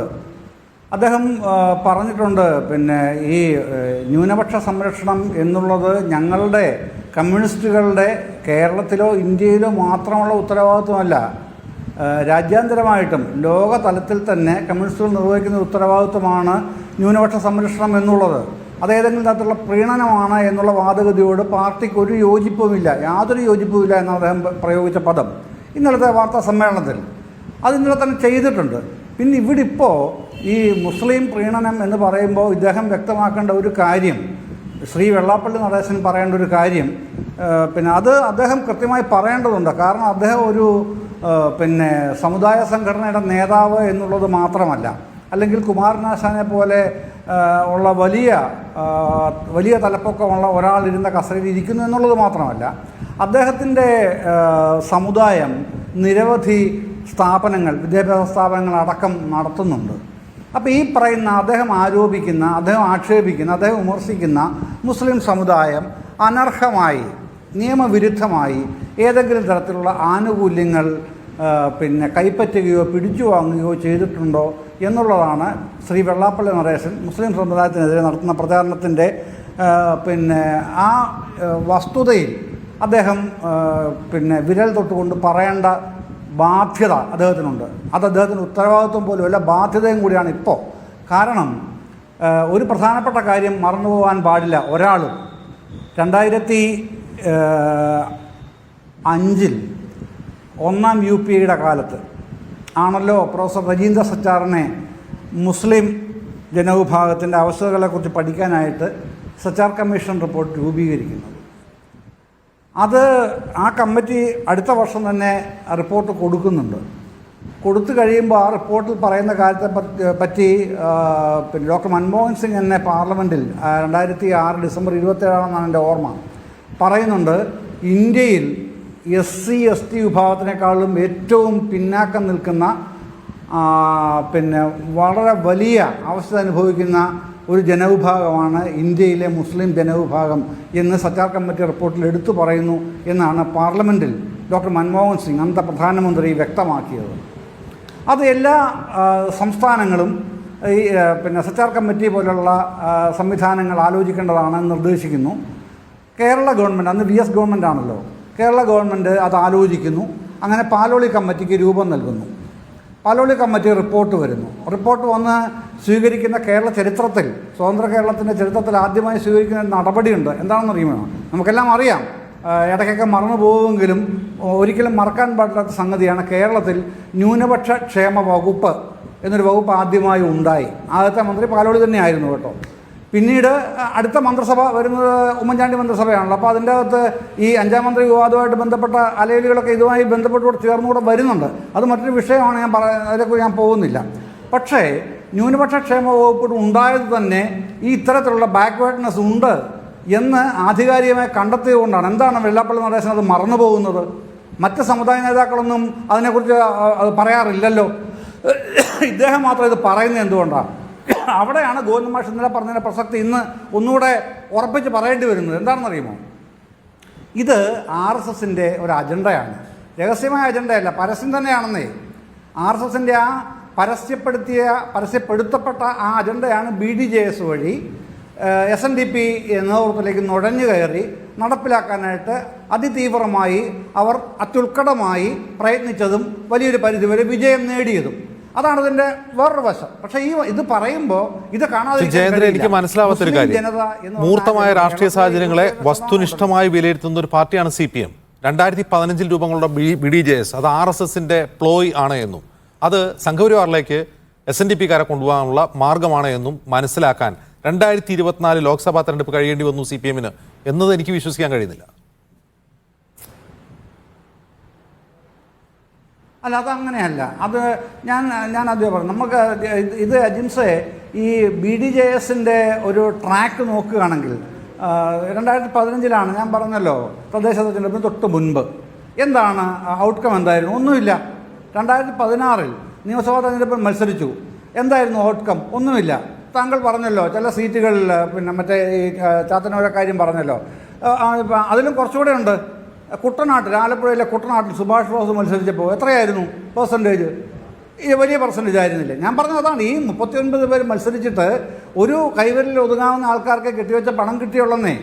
അതായിരുന്നു ആ സംഘടനയുടെ പ്രസക്തി. ഒരു പാർട്ടി രൂപീകരിച്ച് തൊട്ടുടനെ തെരഞ്ഞെടുപ്പിൽ അവർക്ക് കെട്ടിവെച്ച കാശ് കിട്ടിയോ എന്നുള്ളതല്ലല്ലോ ആ പാർട്ടി രൂപീകരണത്തിന്റെ ലക്ഷ്യത്തെക്കുറിച്ച് CPM മനസ്സിലാക്കേണ്ട കാര്യം. അല്ല, CPM അതെ, താങ്കളുടെ ആ ചോദ്യം പിന്നെ അർത്ഥവത്താണ്. എത്രത്തോളം CPM അതിൻ്റെ ആ ഒരു പുതിയ പാർട്ടി വരുന്നത് എന്തിനാണ്, എന്തുകൊണ്ടാണ്, എങ്ങനെയൊക്കെയാണ് അതിൻ്റെ പ്രവർത്തന രീതികൾ, അത് അത്രത്തോളം അവർ അനലൈസ് ചെയ്ത് പോയിട്ടുണ്ടോ, ആരുടെ കാർമ്മികത്വത്തിലാണ് എന്നത് വിലയിരുത്തിയില്ല എന്ന് മാത്രമല്ല, ആ കാർമ്മികത്വം നൽകിയ ആളെ 2019 ശബരിമല പ്രക്ഷോഭകാലത്ത് രൂപീകരിച്ച നവോത്ഥാന സമിതിയുടെ ചെയർമാനായി ഇപ്പോഴും അദ്ദേഹം അതിൽ അധ്യക്ഷനാണ്. അദ്ദേഹം വെല്ലുവിളിക്കുകയാണ്, ഞാൻ ആ സ്ഥാനത്ത് നിന്ന് രാജിവെക്കണം എന്ന് പറയുന്നവർ മനസ്സിലാക്കേണ്ട കാര്യം എന്നെ അവിടെ ഇരുത്തിയിട്ടുള്ളത് പിണറായി വിജയനാണ്, നിങ്ങളല്ല എന്ന് വെല്ലുവിളിക്കുകയാണ് അദ്ദേഹം.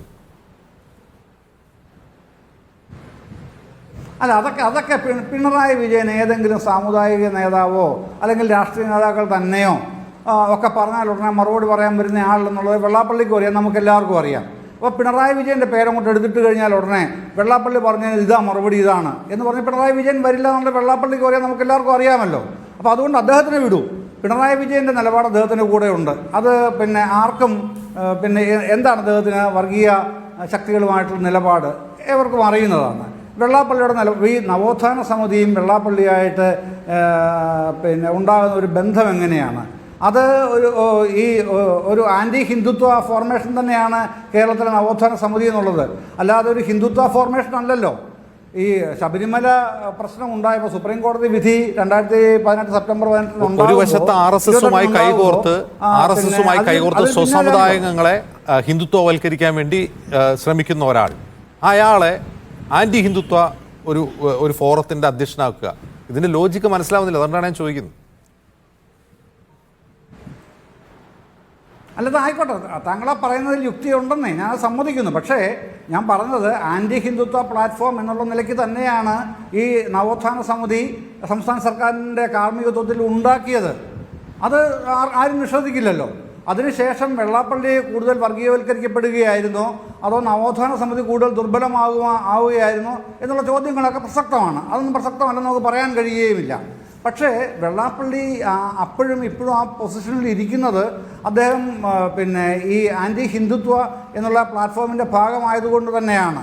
അതാണല്ലോ വെള്ളാപ്പള്ളിക്ക് വീണ്ടും പറയേണ്ടി വരുന്നത്. ഞാൻ പിന്നെ ഈ കാവ്യയുടെ ആളല്ല, ചോപ്പിൻ്റെ ആളല്ല, മറ്റേ ഖദർ നമ്മുടെ മൂർണ്ണപ്പൊടിയുടെ ആളല്ല, നക്സലൈറ്റുകൾ ഉൾപ്പെടെയുള്ളവർ ഞങ്ങളുടെ കൂട്ടത്തിലുണ്ട് എന്നൊക്കെ പറയേണ്ടി വരുന്നത് കൊണ്ടാണല്ലോ. ഞാൻ മറുപക്ഷത്താണ് എന്ന് തെളിച്ചു പറയുന്ന ഒരാളാണോ, അതല്ല ഞാൻ നിങ്ങളുടെ കൂടെയാണ് എന്ന് പറഞ്ഞുകൊണ്ട് എതിർപക്ഷത്തിന് വേണ്ടി പണിയെടുക്കുന്നയാളാണോ പ്രധാന ശത്രു എന്ന് തിരിച്ചറിയേണ്ടത് CPM ആണ്. ശ്രീ VR അനൂപ്, ഈ ആറ്റിങ്ങൽ, ആലപ്പുഴ ചില മണ്ഡലങ്ങളിൽ പാർട്ടി വോട്ടുകൾ ഒലിച്ചു പോയിട്ടുണ്ട് BJPയിലേക്ക് എന്ന് CPM തിരിച്ചറിയുന്നുണ്ട്. പക്ഷേ ആ രണ്ട് മണ്ഡലങ്ങളിലൊരു അനുഭവം വെച്ചിട്ട് ഈ പിന്നാക്ക വോട്ടുകൾ പൂർണ്ണമായും BJPയിലേക്ക് പോകുന്നു എന്ന് ആശങ്കപ്പെടേണ്ട കാര്യമുണ്ട്. ഇപ്പോൾ ഉദാഹരണത്തിന് ആ വോട്ടുകൾ നിങ്ങൾക്ക് ലഭിച്ചിട്ടുണ്ടാകില്ലേ? വെള്ളാപ്പള്ളി അത് തന്നെയാണ് ചോദിക്കുന്നത്. വടക്കൻ ജില്ലകളിലുള്ള പിന്നോക്ക സമുദായ അംഗങ്ങൾ ആർക്കാണ് വോട്ട് ചെയ്തത്? കെ സുധാകരൻ എങ്ങനെയാണ് 1,00,000 വോട്ടിൻ്റെ ഭൂരിപക്ഷം കിട്ടിയതെന്നൊക്കെ അദ്ദേഹം ചോദിക്കുന്നു. അപ്പോൾ അദ്ദേഹം കുറെ കൂടി യാഥാർത്ഥ്യബോധത്തോടെ സംസാരിക്കാമെന്ന് തോന്നുന്നില്ലേ? ഇല്ല, വെള്ളാപ്പള്ളി നടേശൻ പറയുന്നതിനകത്തല്ല, CPM BJDS എന്ന പാർട്ടിയോടെടുത്ത സമീപനം, അതിനുശേഷം വെള്ളാപ്പള്ളി നടേശനോടെടുത്ത സമീപനം, ഇതൊക്കെ നിശിതമായി ചർച്ച ചെയ്യണം. ഇവിടെയുള്ളൊരു പൊതുബോധം, പൊതുധാരണയുണ്ട്. കേരളത്തിലെ ഈഴവ ജനസാമാന്യം എന്ന് പറയുന്നത് ഏതാണ്ട് മൊത്തം ഇടതുപക്ഷത്തിൻ്റെ CPMൻ്റെ കൂടെയാണ്, അല്ലെങ്കിൽ അത് ഇപ്പോൾ BJPയിലേക്ക് പോകുന്നു എന്ന് പറയുന്നതിനകത്ത് പ്രശ്നമുണ്ട് എന്ന് ഞാൻ ആദ്യം പറഞ്ഞത് അതാണ്. സത്യത്തിൽ CPM പ്രതീക്ഷിച്ചത് BJDS എന്ന പാർട്ടി രൂപീകരിച്ചാൽ അതിലേക്ക് പോകാൻ പോകുന്നത് കോൺഗ്രസ്സിലെ ഈഴവരായിരിക്കുമെന്നാണ്. അതിനെ പ്രോത്സാഹിപ്പിച്ചിട്ടുണ്ട് CPM. ഇവിടെ എല്ലാ കാലത്തും SNDP യോഗത്തിൻ്റെ സജീവമായ സംഘടനാ ഭാരവാഹിത്വത്തിലുള്ള ആളുകൾ എന്ന് പറയുന്നത് ഞാൻ നേരത്തെ പറഞ്ഞല്ലോ, സ്റ്റാറ്റിസ്റ്റിക്സ് നോക്കാം, ചരിത്രം നോക്കാം, കോൺഗ്രസ്സുകാരാവും. അപ്പോൾ ഇത് കോൺഗ്രസിനെ ക്ഷീണിപ്പിക്കുമെന്ന് വിചാരിച്ചു, അതിനെ പ്രോത്സാഹിപ്പിച്ചു. BJDS വന്നതിന് ശേഷവും നേരത്തെ അജിം സൂചിപ്പിച്ചതുപോലെ വെള്ളാപ്പള്ളി നടേശനെ നവോത്ഥാന സമിതിയുടെ ചെയർമാൻ ആക്കുമ്പോൾ നേരത്തെ ജയചന്ദ്രൻ സാർ പറഞ്ഞത് എന്താ, അതൊരു ആൻറ്റി ഹിന്ദുത്വ ഫോർമേഷനാണെന്ന്. ആരെ വെച്ച്? ബാബറി മസ്ജിദ് തകർത്ത ഇഷ്ടിക വീട്ടിൽ സൂക്ഷിക്കുന്ന സുഗതനെ വെച്ചാണ് ഇവിടുത്തെ ഇടതുപക്ഷ സർക്കാർ ആൻറ്റി ഹിന്ദുത്വ ഫോർമേഷൻ ഉണ്ടാക്കിയത്. അപ്പോൾ വെള്ളാപ്പള്ളി നടേശനോട് CPM പുലർത്തിയ നയസമീപനങ്ങൾ പറയുമ്പോൾ ഇത്തരം അജണ്ടകളെ കുറിച്ച് സംസാരിക്കണം. ഇന്ന് വെള്ളാപ്പള്ളി നടേശൻ സംസാരിച്ച ഭാഷ, അദ്ദേഹം സംസാരിച്ച ആശയം, അത് അന്തരീക്ഷത്തിൽ നിന്ന് വെള്ളാപ്പള്ളി നടേശൻ എടുത്തതല്ല. കുറച്ചു കാലമായി വിജയരാഘവൻ ഉൾപ്പെടെയുള്ള ആളുകൾ ഇവിടെ നിരന്തരം സംസാരിച്ച മുസ്ലിം വിരുദ്ധതയുടെ ഭാഷയിലാണ് വെള്ളാപ്പള്ളി നടേശൻ സംസാരിച്ചത്. അതിന് അടിസ്ഥാനമിട്ടത്, അതിന് അടിത്തറ ഉണ്ടാക്കിയത് ആരാ? ഇവിടെ ഈ പറയുന്ന CPM മുസ്ലിം പ്രീണനം നടത്തുന്നു എന്ന് ഇവിടെ വെള്ളാപ്പള്ളി നടേശൻ ആരോപിക്കുമ്പോൾ ഇലക്ഷന് ശേഷം ഗോവിന്ദൻ മാസ്റ്റർ ഉൾപ്പെടെയുള്ള ആളുകൾ പറഞ്ഞത് എന്താ? മുസ്ലിം ലീഗും ചില മുസ്ലിം സമുദായ സംഘടനകളും തമ്മിലുള്ള ഐക്യത്തിലൂടെ, മുസ്ലിം കോർഡിനേഷനിലൂടെ ഇവിടെ LDFനെ തോൽപ്പിക്കാനുള്ള പരിശ്രമങ്ങൾ നടത്തിയെന്ന് പറഞ്ഞത്. വടകരയിലടക്കം ഇവർ ഉന്നയിച്ച വാദഗതി എന്തായിരുന്നു? വലിയ തോതിൽ മുസ്ലിം ധ്രുവീകരണം നടത്തുമെന്ന്. സത്യത്തിൽ വെള്ളാപ്പള്ളി നടേശന് ആ അർത്ഥത്തിൽ ആയുധം അണിയിച്ചത്, വെള്ളാപ്പള്ളി നടേശന് വേണ്ട ആയുധങ്ങൾ കൊടുത്തത് അദ്ദേഹമാണ്, ഇവിടുത്തെ ഇടതുപക്ഷമാണ്, ഇവിടുത്തെ CPM ആണ്. ഞാൻ വളരെ തുടക്കത്തിൽ പറഞ്ഞല്ലോ, ഞങ്ങളെ സംബന്ധിച്ച് കേരളത്തിലെ ഈഴവ ജനസാമാന്യം മുഴുവൻ നാളെ BJPയിലേക്ക് ഒലിച്ചു പോകുമെന്നുള്ള ആശങ്കയില്ല. അതിനുവേണ്ടിയുള്ള ചില പരിശ്രമങ്ങൾ BJP നടത്തുമെന്ന് യാഥാർത്ഥ്യമാണ്. പക്ഷേ ഈഴവ സമൂഹത്തിൻ്റെ, ഈഴവ സമുദായത്തിൻ്റെ ഒരു ചരിത്രമുണ്ട്. ഇതിനു മുൻപ് അത്തരം പരിശ്രമങ്ങൾ നടന്നിട്ടുണ്ട്. കോൺഗ്രസിൽ നിന്ന് വിഘടിച്ച് R ശങ്കറും മന്നത്ത് പത്മനാഭനും ചേർന്ന് ഹിന്ദു മഹാമണ്ഡലം ഉണ്ടാക്കി, ഡെമോക്രാറ്റിക് കോൺഗ്രസ് ഉണ്ടാക്കി. പക്ഷേ അത് അധികകാലം നിലനിന്നില്ല. R ശങ്കർ ഈ പാർട്ടിയിലേക്ക് തിരിച്ചു വന്നു. അതാണ് ചരിത്രം. ഈഴവരെ പോലെ ബഹുസ്വരമായൊരു സമൂഹത്തെ, അതിൻ്റെ പാരമ്പര്യം അതാണ്. ശ്രീനാരായണ ഗുരു ഒരു ജാതി, ഒരു മതം, ഒരു ദൈവം, മനുഷ്യൻ എന്ന് പറഞ്ഞപ്പോൾ ശ്രീനാരായണ ഗുരുവിൻ്റെ ശിഷ്യനായ സഹോദരൻ അയ്യപ്പൻ അതിനോട് വിയോജിച്ച് ജാതി വേണ്ട, മതം വേണ്ട, ദൈവം വേണ്ട, മനുഷ്യൻ എന്ന് പറഞ്ഞ ഒരു വലിയ ബഹുസ്വരതയുടെ പാരമ്പര്യമാണ്. ഏതെങ്കിലും ഒരു സമുദായ ആചാര്യന് തീരുമാനിക്കാൻ കഴിയുന്ന അജണ്ടയല്ല കേരളത്തിൻ്റെ ഈഴവ സമുദായത്തിൻ്റേത്. പല കക്ഷിയിലുള്ള ബഹുസ്വരമായ ആളുകൾ അതിനകത്തുണ്ട്. ഏതെങ്കിലും കക്ഷിയുടെ കുടക്കീഴിൽ, അത് ഇന്നലെ ഇടതുപക്ഷത്തിൻ്റെ കുടക്കീഴിലായിരുന്നില്ല, ഇനി നാളെ കാവിക്കുടക്കീഴിലാകാൻ പോകുന്നില്ല. അത്തരം പരിശ്രമങ്ങൾ, അത്തരം ട്രെൻഡുകൾ ഉണ്ടെങ്കിൽ അത് താൽക്കാലികമാണ്. അതിന് ഇവർക്ക് ഈ കാവ്യവൽക്കരണം എന്ന് പറഞ്ഞുകൊണ്ട് ഇടതുപക്ഷത്തെ കൂടി ആ അർത്ഥത്തിൽ അവർ ആഗ്രഹിക്കുന്ന തരത്തിലേക്ക് അതിനെ കൊണ്ടുചെന്നെത്തിക്കേണ്ടതില്ല. അത്തരം പ്രതിരോധങ്ങൾ ആ സമൂഹത്തിൽ നിന്ന്, സമുദായത്തിൽ നിന്ന് ഉയർന്നു വരും. അതാണ് ആ സമൂഹത്തിൻ്റെ ചരിത്രം എന്ന് കൂടി ഓർമ്മിപ്പിക്കാൻ ഞാൻ ഈ സന്ദർഭം ഉപയോഗിക്കുകയാണ്. ശരി, ശ്രീ മുഹമ്മദ് അലി കിനല്ലൂർ, ഇവിടെ കഴിഞ്ഞ തദ്ദേശ തെരഞ്ഞെടുപ്പിൻ്റെ അതേ രാഷ്ട്രീയ കാലാവസ്ഥ നമുക്ക് മണക്കുകയാണ്. തദ്ദേശ തെരഞ്ഞെടുപ്പ് നടക്കുന്നതിന് ഒരു വർഷം മുമ്പ് തന്നെ സെയിം സ്ട്രാറ്റജി. ആ സ്ട്രാറ്റജിയിൽ ചിലർ മൗനമായിരിക്കും, ചിലർ മൗനം കൊണ്ട് പിന്തുണയ്ക്കും, ചിലർ കൂടുതൽ വിഷമമിപ്പിക്കും. അന്ന് കഴിഞ്ഞ തദ്ദേശ തെരഞ്ഞെടുപ്പിൻ്റെ തൊട്ടു മുമ്പ് PC ജോർജും ചില പുരോഹിതന്മാരുമായിരുന്നെങ്കിൽ ഇന്ന് വെള്ളാപ്പള്ളിയാണ്. ഇതിൽ സമാനത കാണുന്നുണ്ടോ? കേരളത്തിൽ കഴിഞ്ഞ കുറച്ച് വർഷങ്ങളായി കാണുന്ന ഒരു പ്രവണത, മുസ്ലിം സമുദായത്തെ സ്ഥാനത്തും അസ്ഥാനത്തും വിമർശിക്കുക എന്നത് ചില നേതാക്കളെങ്കിലും, ചില സമുദായ സംഘടനകളുടെ നേതാക്കളെങ്കിലും അത് നിരന്തരം തുടരുന്നു എന്നതാണ്. എന്ന് മാത്രമല്ല, ഇത്തരം വിമർശങ്ങൾ കടന്ന അധിക്ഷേപങ്ങൾക്കും സമുദായം ഇരയാകുന്ന സമയത്ത് സമുദായത്തിന് വേണ്ടി സംസാരിക്കാൻ കേരളത്തിലെ മതേതര ജനാധിപത്യ രാഷ്ട്രീയ പാർട്ടികൾ തയ്യാറാകുന്നില്ല എന്നതും ഒരു യാഥാർത്ഥ്യമാണ്. നമ്മൾ കഴിഞ്ഞ സമീപകാലങ്ങളിൽ ഉണ്ടായ ചില സംഭവങ്ങളെ മുന്നിൽ വെച്ചാൽ മനസ്സിലാക്കാൻ കഴിയും. കേരളത്തിൽ ഹലാൽ വിവാദമുണ്ടായി. ഹലാൽ വിവാദത്തിൻ്റെ ആകത്തുക എന്തായിരുന്നു? മുസ്ലിം ഉടമസ്ഥതയിലുള്ള ഹോട്ടലുകളിൽ ഭക്ഷണത്തിൽ തുപ്പുന്നു, മന്ത്രി ചൂതുന്നു എന്നത് അതിനെ പെരുപ്പിച്ച് തുപ്പുന്നു എന്നാക്കുന്നു. എല്ലാ ഹോട്ടലുകളിലും മന്ത്രി ചൂതുന്നുണ്ടോ എന്നുള്ളതൊക്കെ മറ്റൊരു വിഷയമാണ്. ഇന്നും ഞാൻ കണ്ടു ഒരു ഫേസ്ബുക്ക് പേജിൽ തിരുവനന്തപുരത്തെയും മറ്റ് ചില സ്ഥലങ്ങളിലെയും ഒക്കെ ഹോട്ടലുകളിൽ അതിൻ്റെ സമീപത്തെ മുസ്ലിം പള്ളിയിൽ നിന്നുള്ള ഉസ്താദ് വന്ന് കഫം തുപ്പി വെക്കുന്നു എന്ന് സമൂഹ മാധ്യമത്തിൽ പരസ്യമായി എഴുതുകയാണ്. നേരത്തെ KR ഇന്ദിര എന്ന് പറയുന്ന സംഘപരിവാർ ഭാഗമായി നിൽക്കുന്ന വ്യക്തി അവർ നടത്തിയ ഒരു സോഷ്യൽ മീഡിയയിൽ തന്നെ നടത്തിയ ഒരു പ്രസ്താവന നമ്മൾക്ക് ഓർമ്മയുണ്ട്. മുസ്ലിം സ്ത്രീകൾ പന്നികളെപ്പോലെ പെറ്റുകൂട്ടുകയാണ് എന്നാണ് പറഞ്ഞത്. അവർക്കെതിരെ കേസെടുത്തു. കേസിന്മേൽ എന്ത് നടപടിയുണ്ടായി? അവർ കേരളത്തിൽ പലവട്ടം വന്നുപോയി. പിന്നീട് ഹിന്ദു മഹാസഭ സമ്മേളനത്തിൻ്റെ സമയത്ത് പോലും അവരിവിടെ ഉണ്ടായിരുന്നു, സമ്മേളനങ്ങളിലൊക്കെ പങ്കെടുക്കുന്നു. അവരെ വിളിക്കാനോ ചോദ്യം ചെയ്യാനോ അവർക്കെതിരായ കേസ് നടപടികൾ മുന്നോട്ട് കൊണ്ടുപോകാനോ കഴിയുന്നില്ല. പാലാ ബിഷപ്പ് നടത്തിയ പ്രസ്താവന ഓർമ്മയുണ്ട്, നർക്കോട്ടിക് ജിഹാദുമായി ബന്ധപ്പെട്ട്. നോക്കൂ, ആ സമയത്ത് പിണറായി വിജയൻ അത് വ്യക്തത വരുത്തുന്നത് വരെയും കേരളത്തിലെ ഇപ്പോൾ മന്ത്രിസ്ഥാനത്തിരിക്കുന്ന വാസവൻ ഉൾപ്പെടെയുള്ള ആളുകളുടെ മനോനില എന്തായിരുന്നു എന്നത് നമ്മൾ പരിശോധിക്കേണ്ടതാണ്. ഇങ്ങനെ മുസ്ലിം സമുദായത്തെ ലാക്കാക്കിയിട്ട് കഴിഞ്ഞ കുറച്ച് കാലങ്ങളായി വലിയ വർഗീയ പ്രചാരണങ്ങൾ നടക്കുകയാണ്. ഒരു KSRTC ഡ്രൈവറുടെ ചിത്രം മുന്നിൽ വെച്ചുകൊണ്ട് നടത്തിയ ഒരു വക്കീൽ നടത്തിയ, ഞാൻ പേരൊന്നും പറയുന്നില്ല, ഹിന്ദുത്വ വക്കീൽ നടത്തിയ പ്രചാരണം നമുക്ക് ഓർമ്മയുണ്ട്. ഞാൻ ഓർക്കുന്നത് ഈ VR അനൂപ് അതിനെതിരെ DGPക്ക് പരാതി നൽകിയിട്ടുണ്ട് എന്നാണ്. ആ കേസിലൊക്കെ എന്ത് നടപടികളാണ് സ്വീകരിക്കുന്നത്? ആർക്കും വന്ന് മുസ്ലിം സമുദായത്തിനെതിരെ എന്തും പറഞ്ഞു പോകാമെന്ന് സ്തുതിയുണ്ടാകുന്നു. ഉത്തരവാദപ്പെട്ട കേന്ദ്രങ്ങൾ പ്രതിഷേധം ശക്തമാകുന്ന സമയത്ത് കേവലം ഒരു FIR ഇടുന്നു, അതിന്മേൽ കാര്യങ്ങൾ അവസാനിപ്പിക്കുന്നു, മുന്നോട്ട് പോകുന്നില്ല. എന്തെല്ലാം വ്യാജ പ്രചാരണങ്ങളാണ് ഈ സമുദായത്തിന് നേരെ അഴിച്ചുവിട്ടിട്ടുള്ളത്? ഇത് പ്രതിരോധിക്കേണ്ടേ? കേരളത്തിലെ മുസ്ലിം സമുദായത്തിനെതിരെ ഈ വ്യാജ പ്രചാരണങ്ങൾക്ക് ഒരു ഉടമസ്ഥനില്ല എന്ന് നിങ്ങൾ കരുതുന്നുണ്ടോ? ഇതിന് ഗുണഭോക്താവില്ല എന്ന് കരുതുന്നുണ്ടോ? ഇതിന്റെ ഗുണഭോക്താവ് ഒരേ ഒരു കേന്ദ്രം മാത്രമാണെന്ന് കരുതുന്നുണ്ടോ? വ്യാജ പ്രചാരണങ്ങൾക്ക് ഉടമസ്ഥനുമുണ്ട്, ഗുണഭോക്താവുമുണ്ട്. നോക്കൂ, ഈ വ്യാജ പ്രചാരണങ്ങൾ എങ്ങനെ ഉണ്ടാകുന്നു എന്നും ആരാണ് ആത്യന്തികമായി ഇതിൻ്റെ ഗുണം അനുഭവിക്കുന്നത് എന്നുള്ളതും അതൊക്കെ തീർച്ചയായും ചർച്ച ചെയ്യപ്പെടേണ്ടതാണ്. പക്ഷേ ഞാൻ പറയുന്നൊരു സംഗതി, തികച്ചും വ്യാജമാണ് എന്ന് വരുന്ന വിഷയങ്ങളിൽ ഉത്തരവാദപ്പെട്ട സ്ഥാനങ്ങളിൽ ഇരിക്കുന്ന ആളുകൾ പോലും അധിക്ഷേപകരമായി ഒരു സമുദായത്തിനെതിരെ ആരോപണങ്ങൾ ഉന്നയിക്കുന്ന സമയത്ത് കേവലം അതിൽ വ്യക്തത വരുത്തി. ശരി, കേരളത്തിൽ കഴിഞ്ഞ തവണ വെള്ളാപ്പള്ളി നടേശൻ തസ്തികളെക്കുറിച്ചൊക്കെ സംസാരിച്ച സമയത്ത് നിയമസഭയിൽ അതുമായി ബന്ധപ്പെട്ട ഉത്തരം വന്നു, അത് ശരിയാണ്. പക്ഷേ അതിൻ്റെ തുടർ പ്രവർത്തനങ്ങൾ എന്താണ്? അദ്ദേഹത്തോടുള്ള സമീപനം എന്താണ്? അദ്ദേഹത്തിൻ്റെയൊക്കെ ഒരു ഭാഗ്യം ഞാനിങ്ങനെ ഇവിടെ ഇരുന്ന് ആലോചിക്കുകയാണ്. അദ്ദേഹത്തിന് ഞാൻ ഇടതുപക്ഷക്കാരനാണ് എന്ന് പറയാം.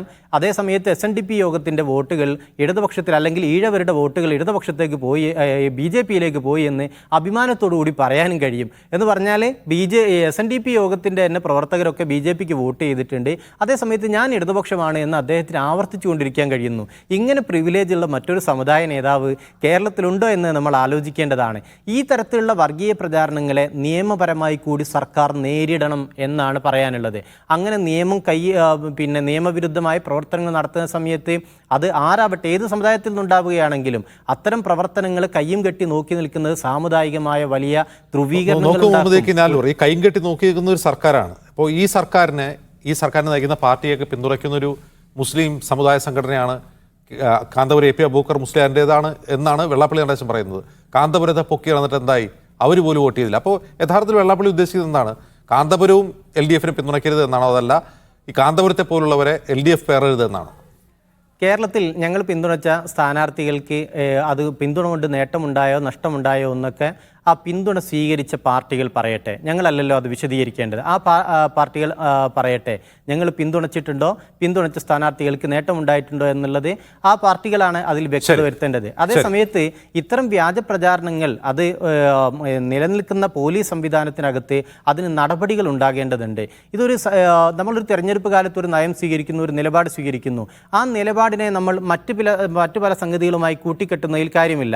രാജ്യം നിർണായകമായ ഒരു തെരഞ്ഞെടുപ്പിനെ നേരിടുന്ന സമയത്ത് ഒരു നിലപാട് സ്വീകരിക്കുമ്പോൾ കേരളത്തിലൊരു ആഭ്യന്തര വകുപ്പിനെ മുന്നിൽ വെച്ചാണോ അല്ലെങ്കിൽ പ്രതിപക്ഷത്തിൻ്റെ ഏതെങ്കിലും ഒരു നിലപാടിന് മുന്നിൽ വെച്ചാണോ നയം സ്വീകരിക്കേണ്ടത്? നോക്കൂ, ഇപ്പോൾ തെരഞ്ഞെടുപ്പ് കഴിഞ്ഞതിന് ശേഷം, ലോക്സഭാ തെരഞ്ഞെടുപ്പ് കഴിഞ്ഞു, മൂന്നാം മോദി സർക്കാർ അധികാരത്തിൽ വന്നതിന് ശേഷം ഇന്ത്യയിൽ വ്യാപകമായി മുസ്ലിങ്ങൾ ആക്രമിക്കപ്പെടുന്നു, പള്ളികൾ പോലും ആക്രമിക്കപ്പെടുന്ന, തകർക്കപ്പെടുന്ന സാഹചര്യം ഉണ്ടാകുന്നു. ഈ സാഹചര്യങ്ങൾക്കെതിരെ ഇന്ത്യയിലെ പ്രധാന പ്രതിപക്ഷം ഏതെങ്കിലും തരത്തിൽ ശബ്ദിക്കുന്നുണ്ടോ? നമ്മുടെ പ്രതിപക്ഷ നേതാവ് ഉൾപ്പെടെയുള്ള ആളുകളുടെ അജണ്ടയിലേക്ക് ഇത് വരുന്നുണ്ടോ? നമ്മളിത് ചർച്ച ചെയ്യേണ്ടതല്ലേ? മുസ്ലിം സമുദായത്തിനെതിരെ ഇത്തരം അതിക്രമങ്ങൾ ഉണ്ടാകുന്നത് അതിസ്വാഭാവികതയായി മാറുന്നു എന്നതാണ് ഏറ്റവും അപകടകരമായ കാര്യം. ശരി, ശ്രീ ജയേന്ദ്രൻ, 2007 മുതൽ ഈ ലവ് ജിഹാദ് എന്ന് പറയുന്ന ഒരു ക്യാമ്പയിൻ ശക്തമായി കേരളത്തിൽ നടന്നതാണ്. കേരളമായിരുന്നു അതിൻ്റെ ഒരു ഫോക്കൽ പോയിന്റ്. അതിൻ്റെ ഒരു ഉപോൽപ്പന്നമാണ് ഈ BJDS എന്ന പാർട്ടി പോലും എന്ന് നിരീക്ഷണമുണ്ട്. കാരണം കേരളത്തിൽ 2 പ്രമുഖ പിന്നാക്ക സമുദായങ്ങളെ തമ്മിൽ ഭിന്നിപ്പിക്കുക എന്നുള്ള അജണ്ടയായിരുന്നു. ആ അജണ്ടയുടെ ഭാഗമാണ്. അതിൻ്റെ ഭാഗമാണ് ഇന്ന് വെള്ളാപ്പള്ളി ഈ സംസാരിക്കുന്ന കാര്യങ്ങളും BJPയിലേക്ക് ഒഴുകിപ്പോകുന്ന വോട്ടുകളും എല്ലാം അതിൻ്റെ ഭാഗം തന്നെയാണ്. അപ്പോൾ ഇത്തരം വ്യാജ പ്രചാരണങ്ങൾ നടക്കുമ്പോൾ അതിനെ വേണ്ട വിധം പ്രതിരോധിക്കാതിരിക്കുക, എതിർക്കാതിരിക്കുക എന്ന് മാത്രമല്ല, ഇപ്പോൾ കഴിഞ്ഞ തദ്ദേശ തെരഞ്ഞെടുപ്പിന് തൊട്ടു മുമ്പ് നടന്ന വ്യാജ പ്രചാരണങ്ങളും വിദ്വേഷ പ്രചാരണങ്ങളെക്കുറിച്ചും സർക്കാരും പോലീസും മൗനമായിരുന്നു. ഇപ്പോൾ വെള്ളാപ്പള്ളി പറയുമ്പോഴും ആരും അതിന് മറുപടി പറയാൻ പോകുന്നില്ല. വെള്ളാപ്പള്ളിക്ക് ഇഷ്ടം പോലെ പറയാം. ഇത് കേരളത്തെ എങ്ങോട്ട് നയിക്കും?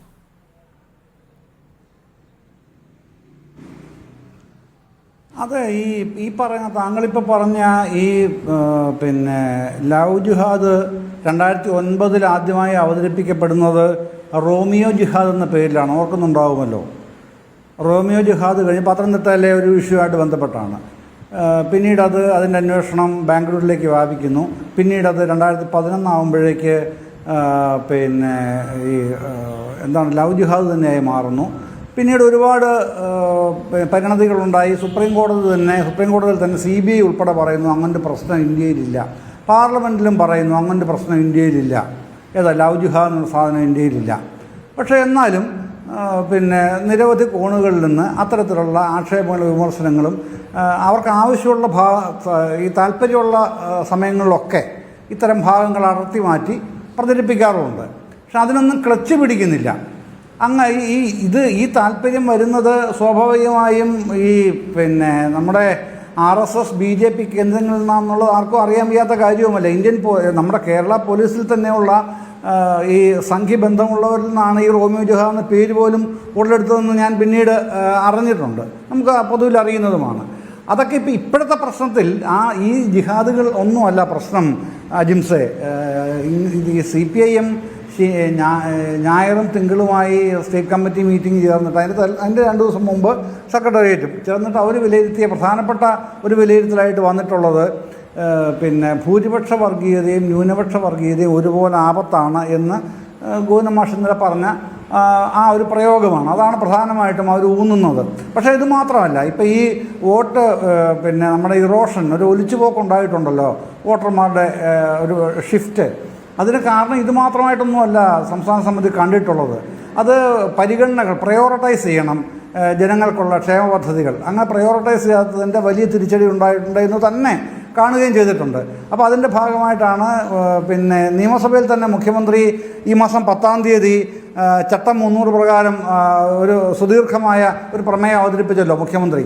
അതിൽ വളരെ വിശദമായിട്ട് തന്നെ പറയുന്നുണ്ട് എന്തൊക്കെയാണ് പ്രയോറിറ്റൈസ് ചെയ്തിട്ടുള്ളത്. അതിൻ്റെ എല്ലാ വിശദാംശങ്ങളും അതിലുണ്ട്. ആ ചട്ടം 300 പ്രകാരം അവതരിപ്പിച്ച പ്രമേയത്തിലുണ്ട്. അതുകൊണ്ട് ഇതിലേക്ക് വിശദാംശങ്ങളിലേക്ക് ഞാൻ പോകുന്നില്ല. അപ്പോൾ അതെല്ലാം സ്റ്റേറ്റ് കമ്മിറ്റി വിശദമായി വിലയിരുത്തിയിട്ടാണ് അവർ തീരുമാനത്തിലെത്തിയിട്ടുള്ളത്. അപ്പോൾ അത് ഈ കറക്ഷണൽ മെത്തേഡ് എങ്ങനെ വേണം എന്നുള്ളത് തീരുമാനിക്കുന്നതിനൊപ്പം തന്നെ ഇത്തരത്തിലുള്ള വേറെ സാമൂഹ്യമായിട്ടുള്ള പ്രശ്നങ്ങൾ തിരുത്തപ്പെടേണ്ടതുണ്ട്. അതിൻ്റെ ഭാഗമായിട്ടാണ് വെള്ളാപ്പള്ളി അവർ ശക്തമായി തന്നെ വിമർശിക്കുന്നത്. ആ വിമർശനം തുടരുകയും ചെയ്യുന്നതെന്ന് പറഞ്ഞിട്ടുണ്ട്. ഇപ്പോൾ മുസ്ലിം സമുദായവുമായി ബന്ധപ്പെട്ട് ഗോവിന്ദൻ മാഷ് ഇന്നലെ പറഞ്ഞല്ലോ, ഇപ്പോൾ പിന്നെ ഇത് PDP, PDP ഇല്ല, SDPI, welfare party, Jamaat-e Islami തുടങ്ങിയ ശക്തികൾ നടത്തുന്നത് പിന്നെ ഈ ന്യൂനപക്ഷ വർഗീയതയുടെ ഒരു പ്രഘോഷണമാണ് എന്നുള്ള പ്രശ്നമുണ്ട്. അതുകൊണ്ട് തന്നെ മറ്റൊരു ആ തരത്തിൽ അവർ സംഘടിക്കുന്നു, ഇവിടെ ഈ തരത്തിൽ ഇവർ സംഘടിക്കുന്നു. അപ്പോൾ അതുകൊണ്ടാണ് ഗോവിന്ദൻ മാഷ് പറയുന്നത്, സ്റ്റേറ്റ് കമ്മിറ്റി തീരുമാനമായിട്ട് പറയുന്നത്, ഭൂരിപക്ഷ വർഗീയതയും ന്യൂനപക്ഷ വർഗീയതയും ഒരുപോലെ തന്നെ ചെറുക്കപ്പെടേണ്ടതുണ്ട്. കേരളീയ സമൂഹത്തിൽ മതനിരപേക്ഷത ആഗ്രഹിക്കുന്ന എല്ലാ മനുഷ്യരും പാർട്ടിയുടെ ഈ നിലപാടിനൊപ്പം നിൽക്കും എന്നാണ് ഞങ്ങൾ കരുതുന്നത്. മുമ്പോട്ടുള്ള പ്രയാണത്തിൽ മതനിരപേക്ഷമായിട്ട് തന്നെ കേരളീയ സമൂഹം മുമ്പോട്ട് പോകേണ്ടതുണ്ട്. അതിനെ തടസ്സം നിൽക്കുന്ന ആരായാലും ശരി എന്ന് പറഞ്ഞിട്ടാണ് SNDPയുടെ പ്രത്യേകം അദ്ദേഹം പറയുന്നത്. ഞങ്ങളത് തുറന്നു കാണിക്കും. അത്തരം വിമർശനങ്ങളുണ്ട്. CPIM വിരുദ്ധ നിലപാട് SNDPക്ക് ഇല്ല എന്ന് പറഞ്ഞുകൊണ്ട് തന്നെയാണ് മാഷ് ഇത് പറയുന്നത്. പക്ഷേ SNDPയിൽ BDJS വഴി RSS നടത്തുന്ന പിടിമുറുക്കങ്ങൾ, ഇടപെടലുകൾ, നുഴഞ്ഞുകയറ്റങ്ങൾ ഇതിനെയാണ് തങ്ങൾ ചോദ്യം ചെയ്യുകയും ചെറുക്കുകയും ചെയ്യുന്നതെന്നും തുടർന്നും അതുണ്ടാവും എന്നും പറയുമ്പോൾ അതിനെ പോസിറ്റീവായിട്ട് കാണുന്ന ഒരാളാണ് ഞാൻ. കാരണം അത്തരത്തിലുള്ള ഈ താല്പര്യങ്ങൾ ഇല്ലാത്തവരാണ് നമ്മൾ ഈ ചർച്ചയിൽ പങ്കെടുക്കുന്നത്. ഇന്ന് ഇപ്പോൾ ഈ പാനലിസ്റ്റുകളാണെങ്കിലും താങ്കളാണെങ്കിലും ഒക്കെ അത്തരത്തിൽ മതനിരപേക്ഷമായി തന്നെ കേരളീയ സമൂഹം മുമ്പോട്ട് പോകണമെന്ന് ആഗ്രഹിക്കുന്നവരാണ്. അതിന് വിഘാതമായി നിൽക്കുന്ന ശക്തികൾ ആരൊക്കെയാണെങ്കിലും ഒരു കാര്യവുമില്ല. അനൂപ് എന്തോ പറയാൻ വന്നിരുന്നു. അനൂപ് പറയൂ പെട്ടെന്ന്.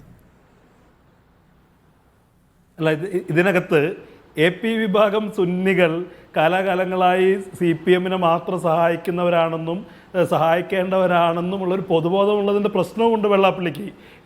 ഞങ്ങളെ സംബന്ധിച്ച് അതിനകത്ത് നല്ല ഒരു വിഭാഗം കോൺഗ്രസ്സുകാരുമുണ്ട്. ഞങ്ങൾ AP വിഭാഗവുമായി അങ്ങനെ തൊട്ടുകൂടായ്മയുള്ള ഒരു പാർട്ടിയല്ല. ഞങ്ങൾ വളരെ പരസ്യമായി രാഹുൽ ഗാന്ധി ഉൾപ്പെടെയുള്ള കേരളത്തിലെ കോൺഗ്രസ് ലീഡർഷിപ്പിൻ്റെ ഭാഗമായിട്ടുള്ള ആളുകൾ അവിടെ പോവുകയും സംസാരിക്കുകയും ചെയ്യുന്നുണ്ട്. അത്തരം ചില പ്രതീക്ഷകളുടെ ഭാരം കൂടി ഇടതുപക്ഷത്തിനല്ല വെള്ളാപ്പള്ളിക്കുണ്ട് എന്നുള്ള പ്രശ്നം കൂടിയുണ്ട്. ഇത് ഇവിടെ ചില ഞങ്ങളുടെ കൂടെ നിൽക്കുമ്പോൾ ഇവിടെ ഇപ്പോൾ അദ്ദേഹം സംസാരിച്ചു, ഇപ്പോൾ ജമാഅത്ത് ഇസ്ലാമിയുമായുള്ള ബന്ധം അല്ലെങ്കിൽ PDPയുമായുള്ള ബന്ധം. ജമാഅത്ത് ഇസ്ലാമിയുമായി പരസ്യമായി LDF ബന്ധപ്പെട്ടിട്ടില്ലേ? PDPയോടുള്ള മുൻ നിലപാട് എന്തായിരുന്നു? ഇവിടെ CPM ചെയ്യുന്നത് അവർക്ക് താല്പര്യമുള്ള ഘട്ടത്തിൽ, അവരെ സഹായിക്കുന്ന ഘട്ടത്തിൽ മാത്രം സെക്കുലർ ആവുകയും അല്ലാതിരിക്കുമ്പോൾ വർഗീയത മുദ്ര ചാർത്തുകയും ചെയ്യുന്ന ഇരട്ടത്താപ്പാണ് ചോദ്യം ചെയ്യപ്പെടേണ്ടത്. വെള്ളാപ്പള്ളിയുടെ കാര്യത്തിലും അതുതന്നെയാണ് പ്രശ്നം. ശരി, എന്തായാലും പാർട്ടി സംസ്ഥാന കമ്മിറ്റി എടുത്ത തീരുമാനങ്ങൾ അവരെങ്ങനെ നടപ്പാക്കും ഇനിയുള്ള ദിവസങ്ങളിൽ, പ്രത്യേകിച്ചും തദ്ദേശ തെരഞ്ഞെടുപ്പിന് മുമ്പ് എങ്ങനെ നടപ്പാക്കും എന്നാണ് കാത്തിരുന്ന് കാണുന്നത്. വളരെ നന്ദി ശ്രീ അഡ്വക്കേറ്റ് VR അനൂപ്, ശ്രീ ജയചന്ദ്രൻ, ശ്രീ മുഹമ്മദ് അലി കിനാലൂർ. ഇടവേള.